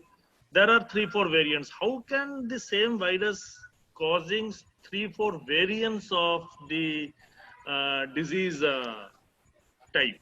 Correct. The variants in this virus are called as clades, C-L-A-D-E-S. There are already 3 clades of the virus, A, B, and C. This clades happen because the primary virus, let us say the first virus came from the marketplace, from the pangolin. And then as it comes through China, it gets exported to other countries. And when it faces immune response from another national or other race or other genetic thing, the virus definitely modifies itself. It is an innate nature of the virus to modify itself, to the extent they say if you take a virus from the left-hand blood sample, compare it with the virus from the right-hand blood sample, it would have modified itself. So that is how it ensures its survival, because it knows it is under a selection pressure, sir. Every time you put a vaccine, every time you give a drug, the virus is under selection pressure. Is part of Darwin's evolution. Under selection pressure, the virus will mutate. It will efflux all the drugs. It will develop counter strategies. It will escape the immune response. It will turn your immunity against you. These are all counter strategies against the host adopted by the virus, because this is under extreme selection pressure. Right now, this virus is not under much selection pressure because we don't have a vaccine. We don't have an effective drug. So it is having a free playtime. It is having a lot of holidays now. But soon we will mount a great vaccine and an antiviral drug. Then starts the problem. Now, coming to the question of lockdown. Then, sir, Tomorrow, Amar sir, Amar go sir. on, Kaushik. Kaushik, go on. But there are some more Then, questions. Dr. Emmanuel, then what is the way forward? The way That's forward exactly the is- question. I've written a protocol, sir. One of the think tanks in Bangalore is getting it published today or tomorrow this week. As soon as it comes, this is what disease elimination and control. It is as simple as a Glasgow coma scale. So I will send the link to you. I'll be in touch so you can take a look at it. We need to do strategies. We have the world's greatest pharmaceutical industry. There are only two best doctors in the world, that is Indian doctors and Israeli doctors. Both are very smart. And number two, we are very innovative. We are always bilingual. We study Harrison, but we use Tripathi for examination. I don't think any medical school in the world does that. I've been in Harvard Medical School last year. They are just reading only Harrison, but we have notes for everything. So we are very similar to... Gifty. Yeah. Similarly, in orthopedics, people read Campbell. Then use Campbell, wait. Campbell and Dr. John. And use Ebenezer's book for the exams. Exactly. I believe one of the delegates in a conference from Nigeria recently said he has read John's books. So congrats on that. So Yeah. I think these are the two approaches we need. We need an antiviral drug to neutralize the virus. Eventually, the drug will be ineffective. We need to go for a higher drug. For example, remdesivir is there. We also have galidesivir coming up. So once remdesivir becomes resistant, Gilead Sciences will come with galidesivir. And India will come with biosimilaries and break the R&D norms and get the cheaper version of the drug. So this is a trend. We are blessed compared to many other countries. We are in a donor level for America and other countries with hydroxyquinine. But in future, we might be able to export drugs. And India is the only country which can make vaccines less than $1. No other country has the capacity to do that. So even if NIH finds a template for a vaccine, it is we who have to do it. So we are playing a very crucial role. Only thing is virology was neglected all through in our topics. I always chose to be an organism doctor than an organ doctor. Gifty, there is a question from Sanjeev Patnaik from Bhubaneswar. His wife is a virologist as well, microbiologist, and then they've enjoyed your talk and then they compliment thank you. One, and then obviously he's asking the role of plasma therapy. I know we have read and you did mention and we have also gone about. Some comments on that, please. Yeah, plasma therapy in immunology is called a serotherapy. I will give you a very simple example. We've been using it even in pre-antibiotic era. For example, in those times, when we had a wound which is tetanus prone or an anaerobic wound, we always went to the doctor and he gave us something called ATS. Yeah.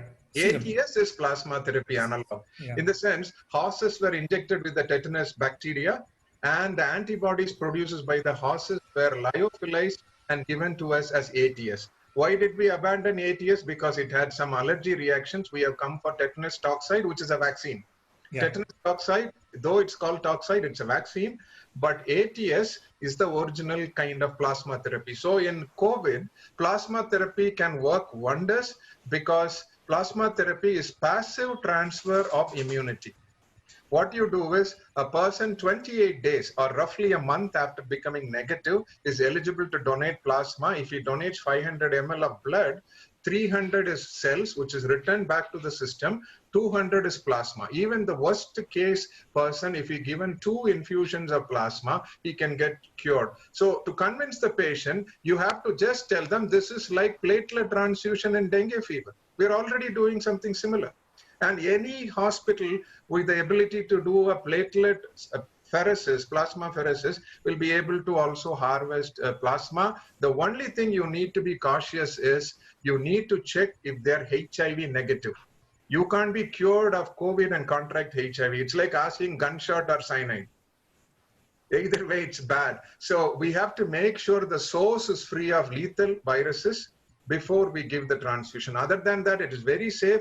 Rarely anaphylactic and serum sickness can happen. That can be managed. So in Ebola, without any drug, just plasma therapy run by doctors in Democratic Republic of Congo was so effective they recovered.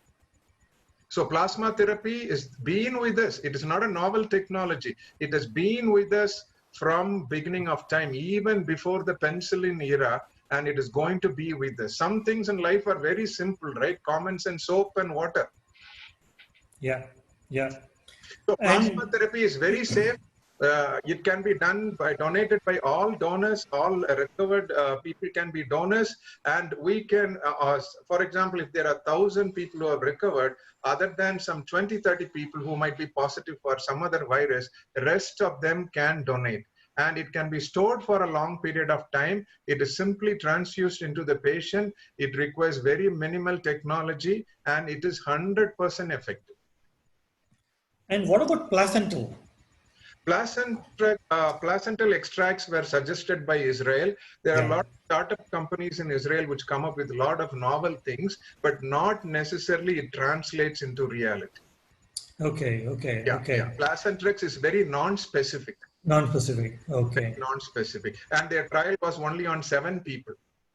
And any role of stem cells in the future, probably? Yeah, the stem cells, the issue is, how do we remove the virus from the system? A stem cell will be able to replace, say, for example, if you have bone marrow damage, a stem cell will be able to home into the bone marrow and repair it. Yeah. But in this, stem cell therapy by itself is immunosuppressive. Correct. A stem cell is a new skin and an old wine. It is nothing but bone marrow transplant. Okay. In medical field, we like new terminologies every now and then. Yeah. So stem cell is very similar to bone marrow transplant. It isn't different from bone marrow transplant. So stem cell therapy by itself can be immunosuppressive. It is very expensive, not affordable in a global health scale, and there isn't expertise which can be given for every patient, and it does not have any direct antiviral action. Sure. Sure. So stem cell therapy might not be the way forward. Right. Plasma therapy, yes. Convalescent plasma or serum is great. And I'm asking a question to Kaushik. Kaushik, do we have enough time, or what do we do? We can wrap up, or what is the plan? You can wrap up, sir. Yes, Dr. John. John? Yeah, yes. I have questions, Kaushik. Please allow me. Yes. Definitely, Chairman, yes. Dr. Amarnath, my other program is cancelled for the day, so I can speak, not issue. Oh, fantastic. That's a good news for us. I just called up and said, that is with the Dr. Devi Shetty and Dr. Kasturi. I said, I am with the orthopedician, so I prefer to be with them. bless you. Thank you. Thank you. So, Gifty, Yes. first let me congratulate you on your excellent presentation, and the Thank you, Dr. John. depth of knowledge you have is outstanding, is amazing. Thank So learned a lot from you. I've got a couple of questions for you. Yes. Now, you said that this virus originated from the wet market in Wuhan. Yes. Right. This Yes. wet market is not new. It is Yes. there since decades or maybe centuries. Then Yes. why is that all of a sudden now you are finding this wet market an issue, and there is a pandemic arising out of this market? Yes, that's a beautiful question. The only other person who asked me this is my mother, who's a zoologist. So, the point is, this virus had made 9 previous attempts to enter humans. Now, so many centuries, they are doing the same thing. Why doesn't a virus gain entry before? Why is it doing it this point in time? Yes. There are a lot of factors which aid in viral emergence. One of the factors is that this virus can be lurking in the bats, in its reservoirs, but the bat will either be not minding it, so there is no good host for it. The bat is not a very good host, because the bat is not greatly aiding in its replication. It is unmindful of the virus and it is excreting it. But humans are great hosts. Say, for example, sir, 1 copy of a virus enters a human, we can get billion copies. But 1 copy enters a bat, it gets 1,000 copies. Who is a better Xerox machine? Oh dear. Humans. Oh my God. This particular ancestral bat virus made 9 previous attempts based on phylogenetic studies to enter humans, but it was not able to do the crucial jump because the spike protein was lacking. The spike protein, the ACE2 receptor, has to lock like this for the virus to uncoat its material. That was not having. So it is somehow ecologically sensed that humans are a better host. So it makes me think, is virus a single thing or is it working in concert with nature? So this virus, when it suddenly came in Wuhan, it was trying, it had 9 failed attempts before this attempt. And this final attempt became successful. So the pandolin's virus and the bat's ancestral virus, the chimeric new COVID virus SARS-CoV-2, was able to jump into human pathogens after 9 failed attempts, and now it is established infection. It is not to go away so easily. Or is it the other way around? There is a rumor that this is a lab created virus. So Yeah, did that is China a very interesting topic. create this spike and allowed the virus to become strong to enter the human system? Yes, the bioterrorism, I specialized in. I get your question, Dr. John. Bioterrorism is often considered as conspiracy by most mainstream scientists and doctors. But I did bioterrorism and biodefense as a subject when I said I did. In today's world, any new cluster of disease or any outbreak, biodefense bioterror has to be one of your differential diagnoses. Yes. You have to suspect bioterror because the Wuhan Institute of Virology is very close proximate to the wet market. The Chinese Centers for Disease Control is also in a proximate location, just like our Shivaji Nagar. Mm-hmm. And number 2, this particular one virology technician had collected a lot of bat samples from nearby caves. And there was US cables indicating that Wuhan is not safe enough to handle such viruses, and America to improve the grant for Wuhan so that they'll be safe. So all this telltale circumstantial evidence points that virus could be man-made. But when they say man-made, it is not made from scratch, but it is, assembled, things like that. Now, genetically modified. Yeah, genetically modified. So when you say a man-made virus, there is a field called forensic microbiology. In forensic microbiology or virology, you can run the entire genetic profile of the virus and see if it has got what we call as anywhere, any kind of annealing or welding or placing or inserts are done. Okay. Now, there are molecular scissors called as excision endonucleases. You can cut the gene of a cholera bacteria and enter into a staphylococcal bacteria. When you do this kind of welding, fitting and cutting and collage work, when you blow up the genetic profile, it will be evident. When they blew up this profile of this virus using bioinformatics software, they didn't find anything abnormal. But in a cell line, you can coax a bat virus and a pangolin virus to infect the same cell. 90% will die, 10% will survive, and then reculture it. And this can be done without telltale evidence. Oh my God, this is very scary.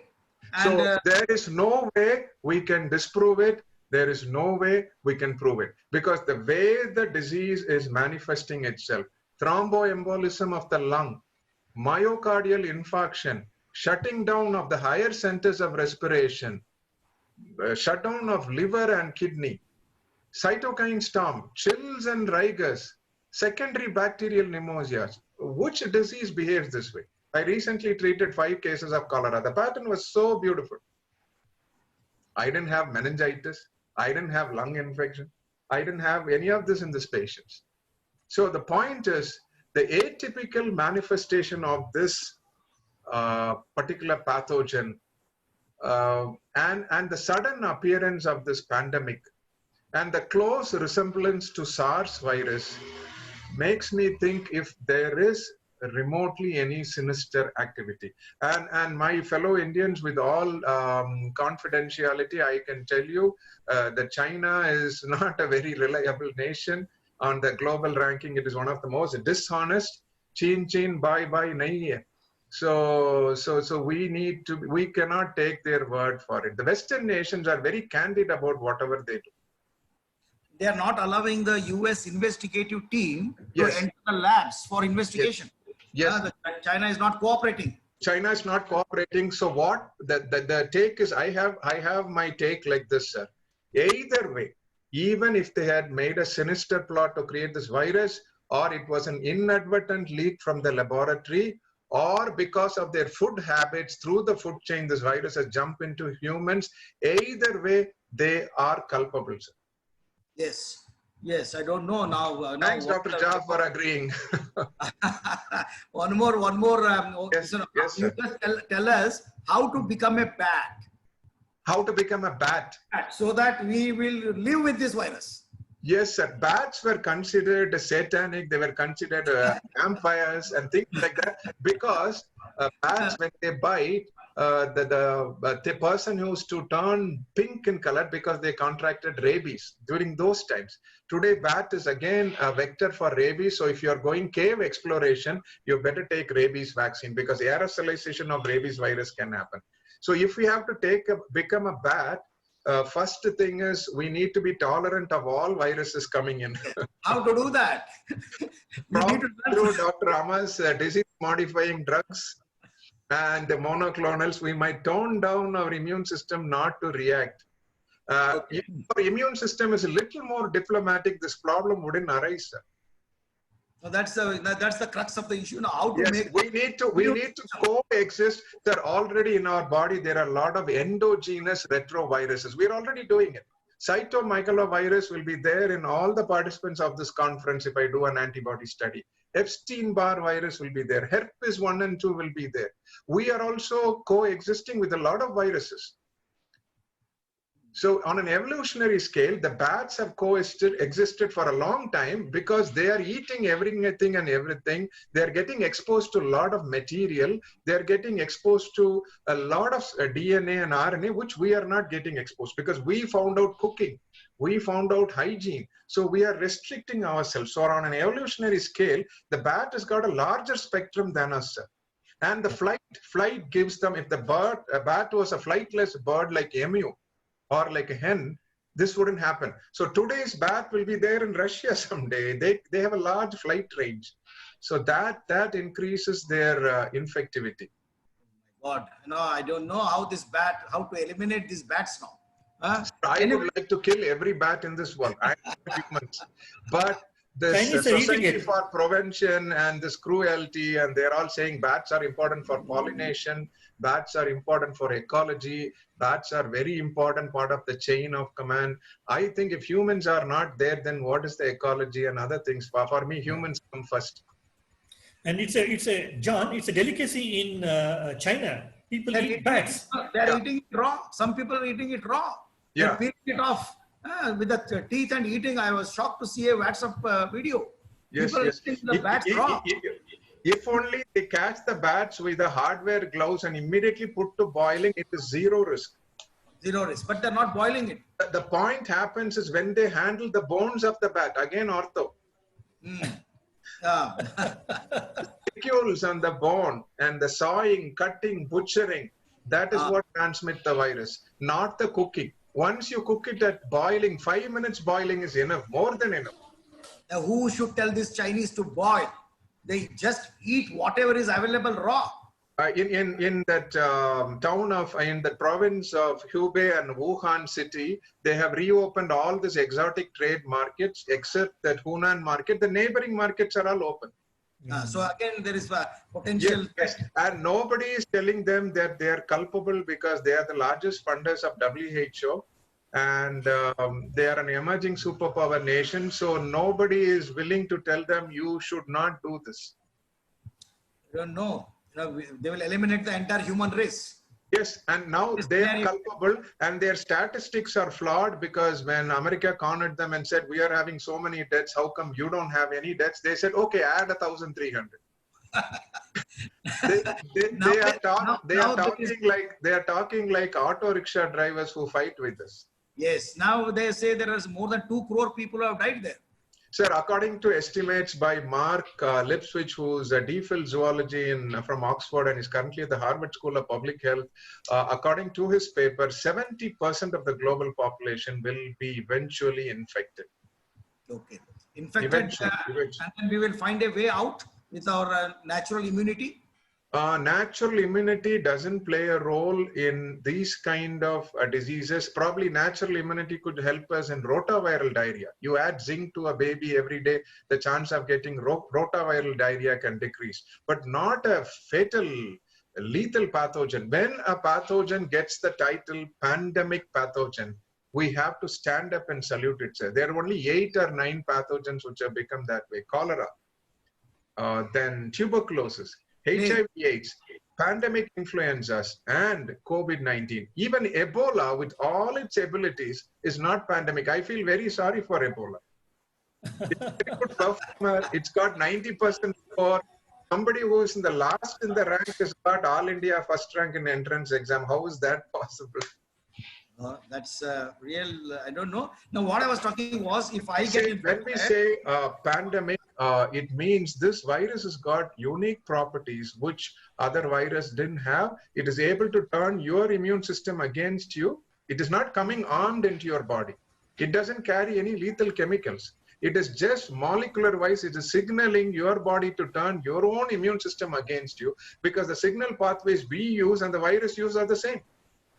And with all practical purpose, sir, it is your cell in the lung which is creating more viruses. So what is the relation between our cell and the virus? It is not simple medical answer. It is a great evolutionary answer. Our cell, under the command of a virus, is producing 10 more viruses. So what is the relationship? Are viruses our own cells which went away from us long back and they're coming back to trouble us again? We never know. Origins of viruses are very obscure because they don't leave fossils like bacteria. okay. Gifty, one thing is, see now, with lockdown, India has done a great job. Like what Giri was mentioning earlier on, compared to all of the countries. Are we just postponing the tsunami? It is a big legal question. Make sure I don't get into problems. Absolutely, I agree with you. I agree with you. Let us not on this platform. Understands my situation. Okay. Now, I think so. Giri, you want to say something? Follow me. Yeah. I think any lockdown we are buying time to formulate a new strategy, because the virus will have not disappeared from the scene. True. It is still there. There will be mutation happening. So, as Dr. Emmanuel was telling, it may be difficult to find a proper vaccine. So there's a lot of challenge ahead of us. So I think we should still maintain social distancing. We should still follow hygiene practices that were practiced when they had Spanish flu in the past. So I think it will keep going on for at least 1 or 2 years, I think. I hope Dr. Emmanuel agrees with me. Yeah, true. The point here is the quarantine and isolation were started during the bubonic plague era and to an extent during smallpox and other things. These were public health tools which were time tested. But when we looked into the efficacy of this public health intervention, they are not very efficacious for the simple reason we cannot indefinitely continue these techniques. Number two, there could be rebellion and opposition to this kind of, already it started in United States. They're saying it's my life, my freedom. Why can't I go out? Hell with the virus. It has to come, it will come. No, they take it like influenza. So there are countries like that. Now, with if I have to compare with the lockdowns and other things, it is like we are, as Dr. Giridhar correctly said, we are postponing the impact. We are not negating the impact. Yeah. So this can parallelly continue while we race to find something solid, something concerted, something creative, so that as soon as the lockdown is no longer unbearable, you come with this answer and block it. So that is very, very, very important, because these kind of shutting down, it's only a temporary, momentary gain, and it's not an eternal gain. Eventually, the virus will catch up. Eventually, when your lockdowns are over, when you're slowly in a phased manner going back to basic life, you are again exposed. And there is something called as prevention fatigue. It happens even among condom wearers. I mean, you're wearing it every day, and one day when a seller comes to you, you just remove your mask and say, how much is it? That's the time you might be exposed. And before that, you would have never had an exposure or a risk of exposure. So this kind of fatigues can happen. And how long can we live with this PPE? That is one social question we need to answer. Though we are preventing infectious disease, non-communicable diseases like obesity and cardiovascular might go up because everybody is a sitting duck at home. They're becoming couch potatoes. Unless at least I have some space in my house which I'm running and doing things, it might not be the thing for people who are vertically living in apartments and things like that. So that is one thing. We did a great job. I have no denial on that. And everybody, 99% in India cooperated. That still shows we are a very obedient society.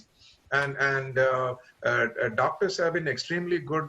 They have been really daring and going. But I think we need to protect our population at any cost. We need a solid antiviral or a vaccine or some biological which comes through. Camostat mesylate could be a great thing because it is only an acidity drug, and it also is not allowing the virus to fuse into your cell. So as a prophylactic drug, this can work wonders. It has not been taken up by anyone. We really can connect with this. It's got a very nice safety profile. So that way we can be, safe for next 1 or 2 years. By then something has to come. Otherwise the world is going to greatly suffer, because those who have relieved from the infection, they can get reactivation within short 1 month duration or reinfection after that. Even harvesting the convalescent plasma has been done very soon. If you're going to wait for a longer time, he won't have antibodies for effective therapy. So till then, Gifty, yes, identify, isolate, and contain would be the answer. Yes. Identify, isolate, and contain. Yeah, these are all buzzwords which we have been using. But every time a COVID positive person goes into a hospital, he kind of exposes it and the hospital is shut down and things like that. That is either because we don't understand the virus transmission dynamics, or we are lacking any kind of strategy to contain it. In the sense, for a hospital to be COVID ready, it needs at least $1 million. One of my professors from Harvard was here in Bangalore. He's from CMC Vellore. His name is Dr. Stocco. He told me, he's a doctor of public health from Harvard. He told me to a hospital to be COVID ready, it nearly takes $1 million US, because you need to have negative pressure room. You need to have BSL-4 suits, or at least this mask which I showed you, and you need to have the sewages going out completely superheated. All the air going out of the room has to go through 2 HEPA filters. 2 HEPA filters, high particulate filters, which Dr. Giridhar will know better. So these HEPA filters can contain 99.99 and one more 99.99. This is what we do in BSL-4 lab. Either we send it through 2 HEPA filters, or we have something called 1 HEPA filter and 1 virus burnout unit. So when you're releasing this air and water, the sewage effluents and the airborne effluents into the society, into the environment, you need to have a double HEPA filter for the air, or a single HEPA filter and a virus burnout unit, or for the sewage superheating with steam and other things, literally incinerating every content and sending it back to your BBMP sewage supply. Without that, we are risking everyone. We are risking the sewage workers. We are risking our neighbors. We saw it in the SARS example. SARS was less infectious to SARS-2. We saw it in Amoy Garden. 550 people infected because somebody on the top floor flushed the toilet. Is it even imaginable? Look at the contagiousness. And recent study shows even formaldehyde fumigation doesn't inactivate the virus from the walls. You need to manually swipe them with the Clorox bleach or bleach swipes.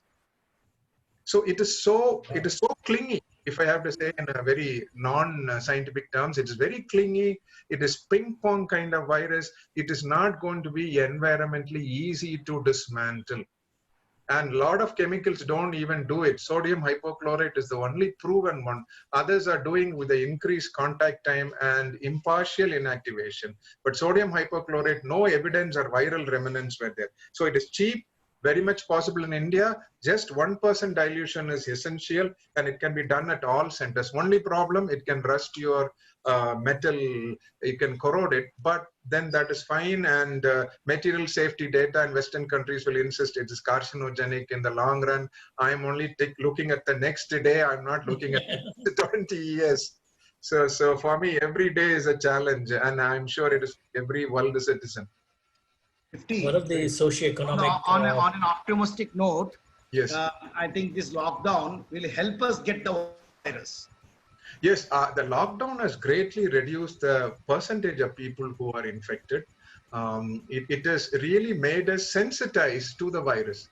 Indian population generally is not a very scientifically oriented population. But with this lockdown, whatever method they adopted, we have become sensitive to human virology, and I'm happy about it.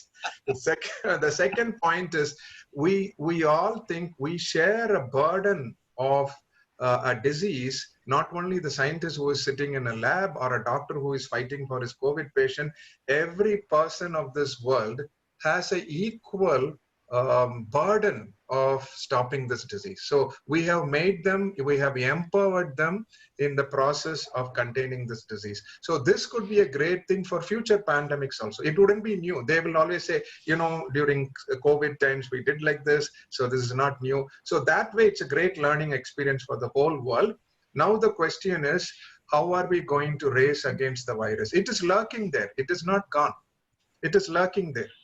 It takes only one person to reinfect whole of India. One person. That's what happened in the United States. One index case from Wuhan came in, entire nation is got it. It takes only one. And Gifty, one thing here. Now, there are a lot of asymptomatic people in the country. Out of 20,000 people, we have 3% fatalities. So a lot of them are asymptomatic, or is it the second wave that we're waiting for? Yeah, asymptomatic carriage is again a host factor.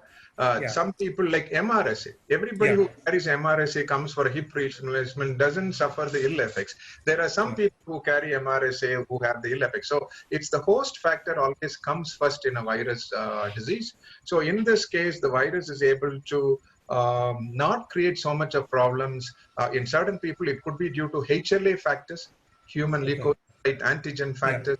It could be due to their immunoglobulins level. It could be exposure to a similar virus, which we do not know.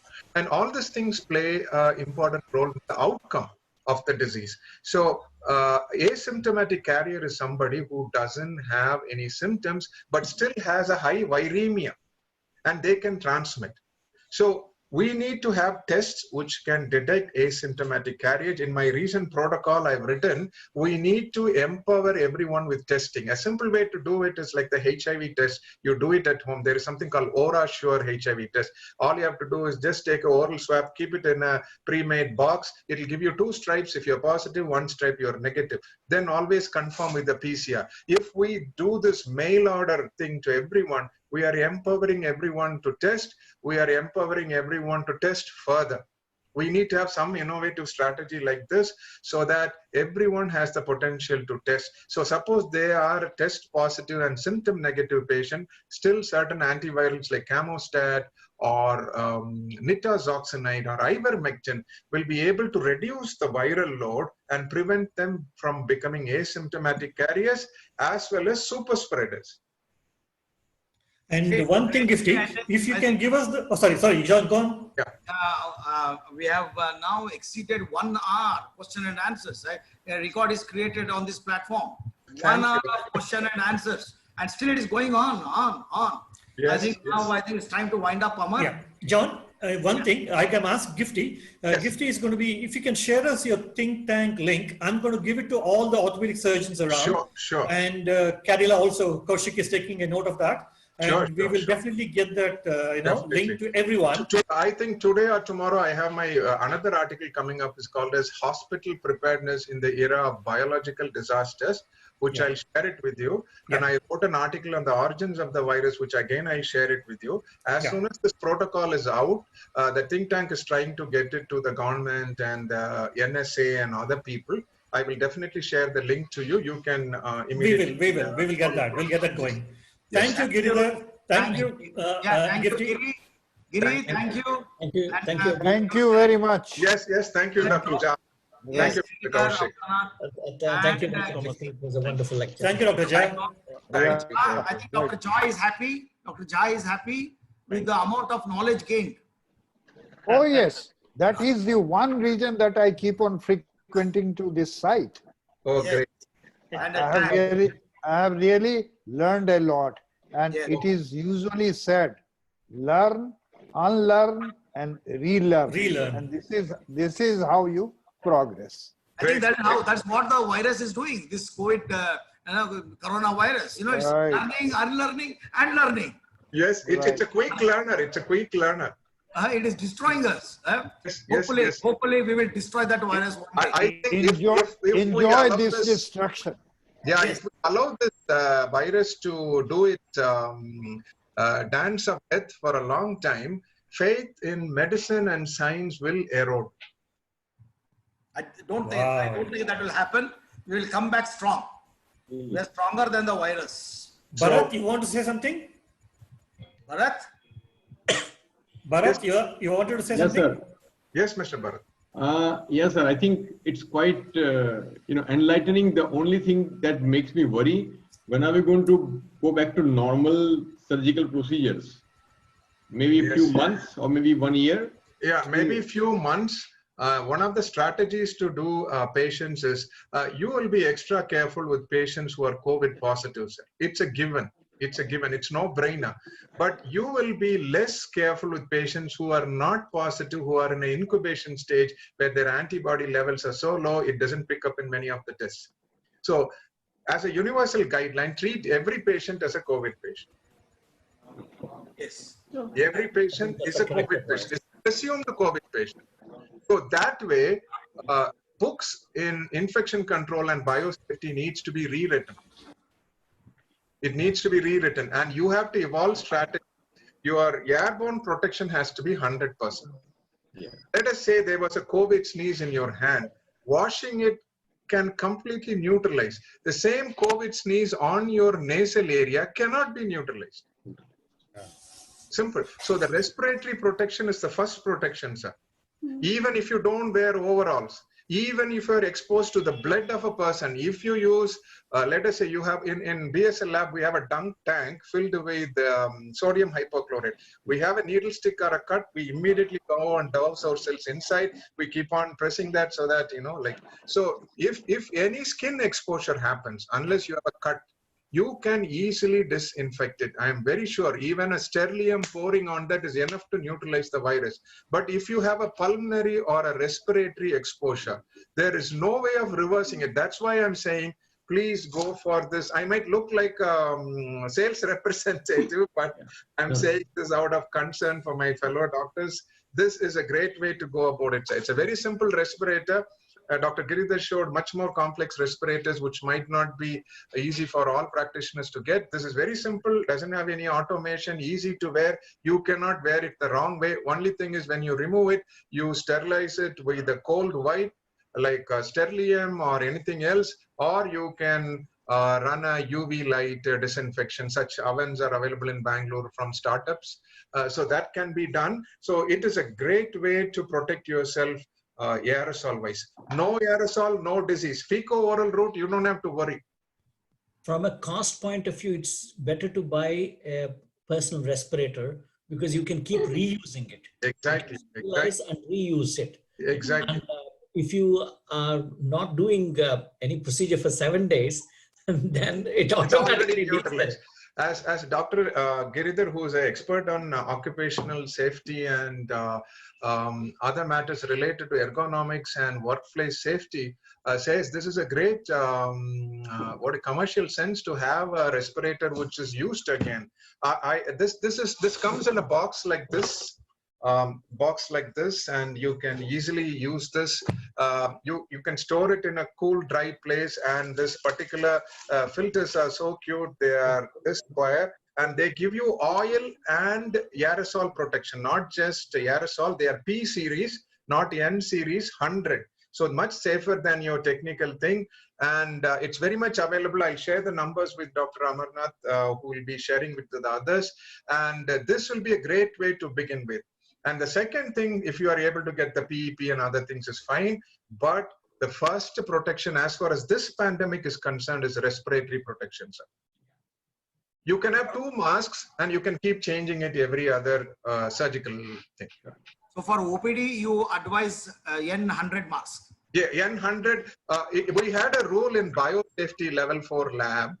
They always said if a pathogen is level 3, work on it in level 4.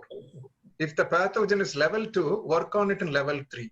In Wuhan Institute of Virology, they worked on this in level 2, which is very stupid. For HIV, level 1 is enough.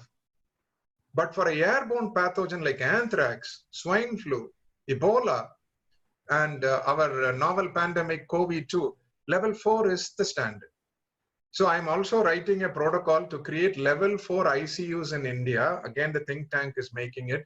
And we are also creating one like that where doctors can train and utilize.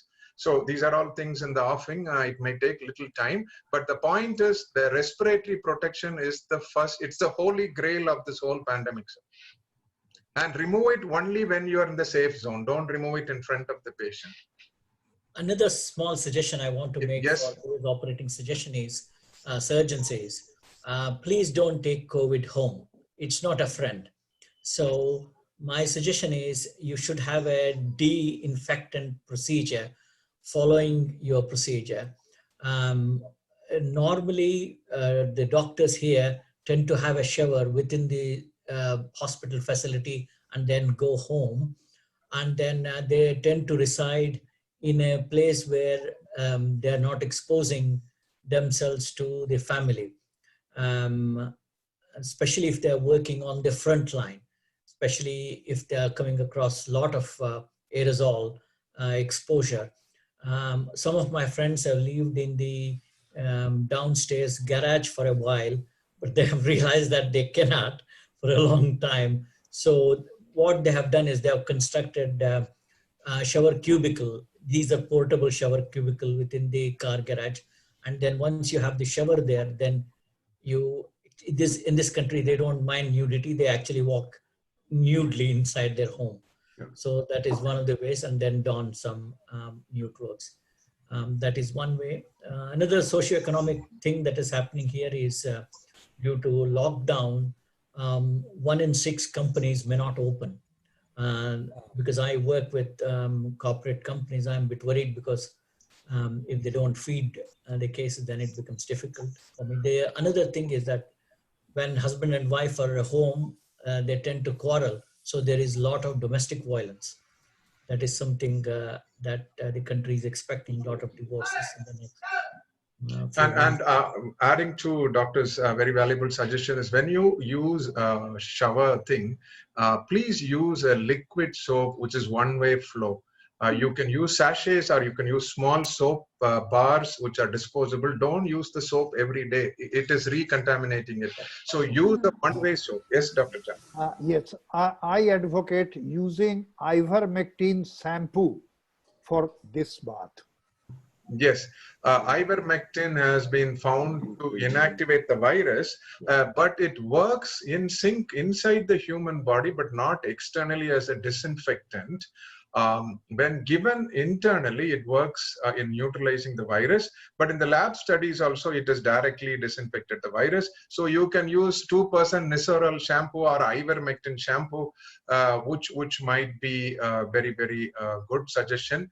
And when you use a soap, preferably a liquid soap or a single disposable soap, and do not reuse it.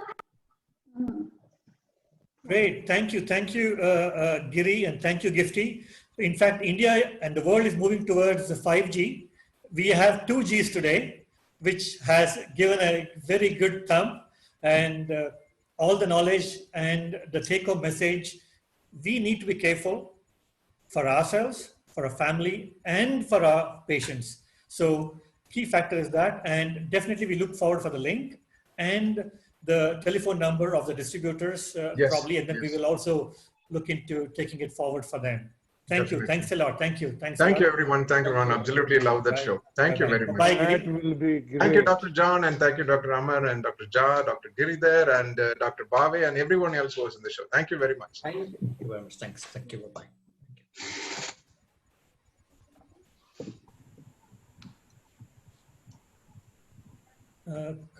Done. Okay, finished.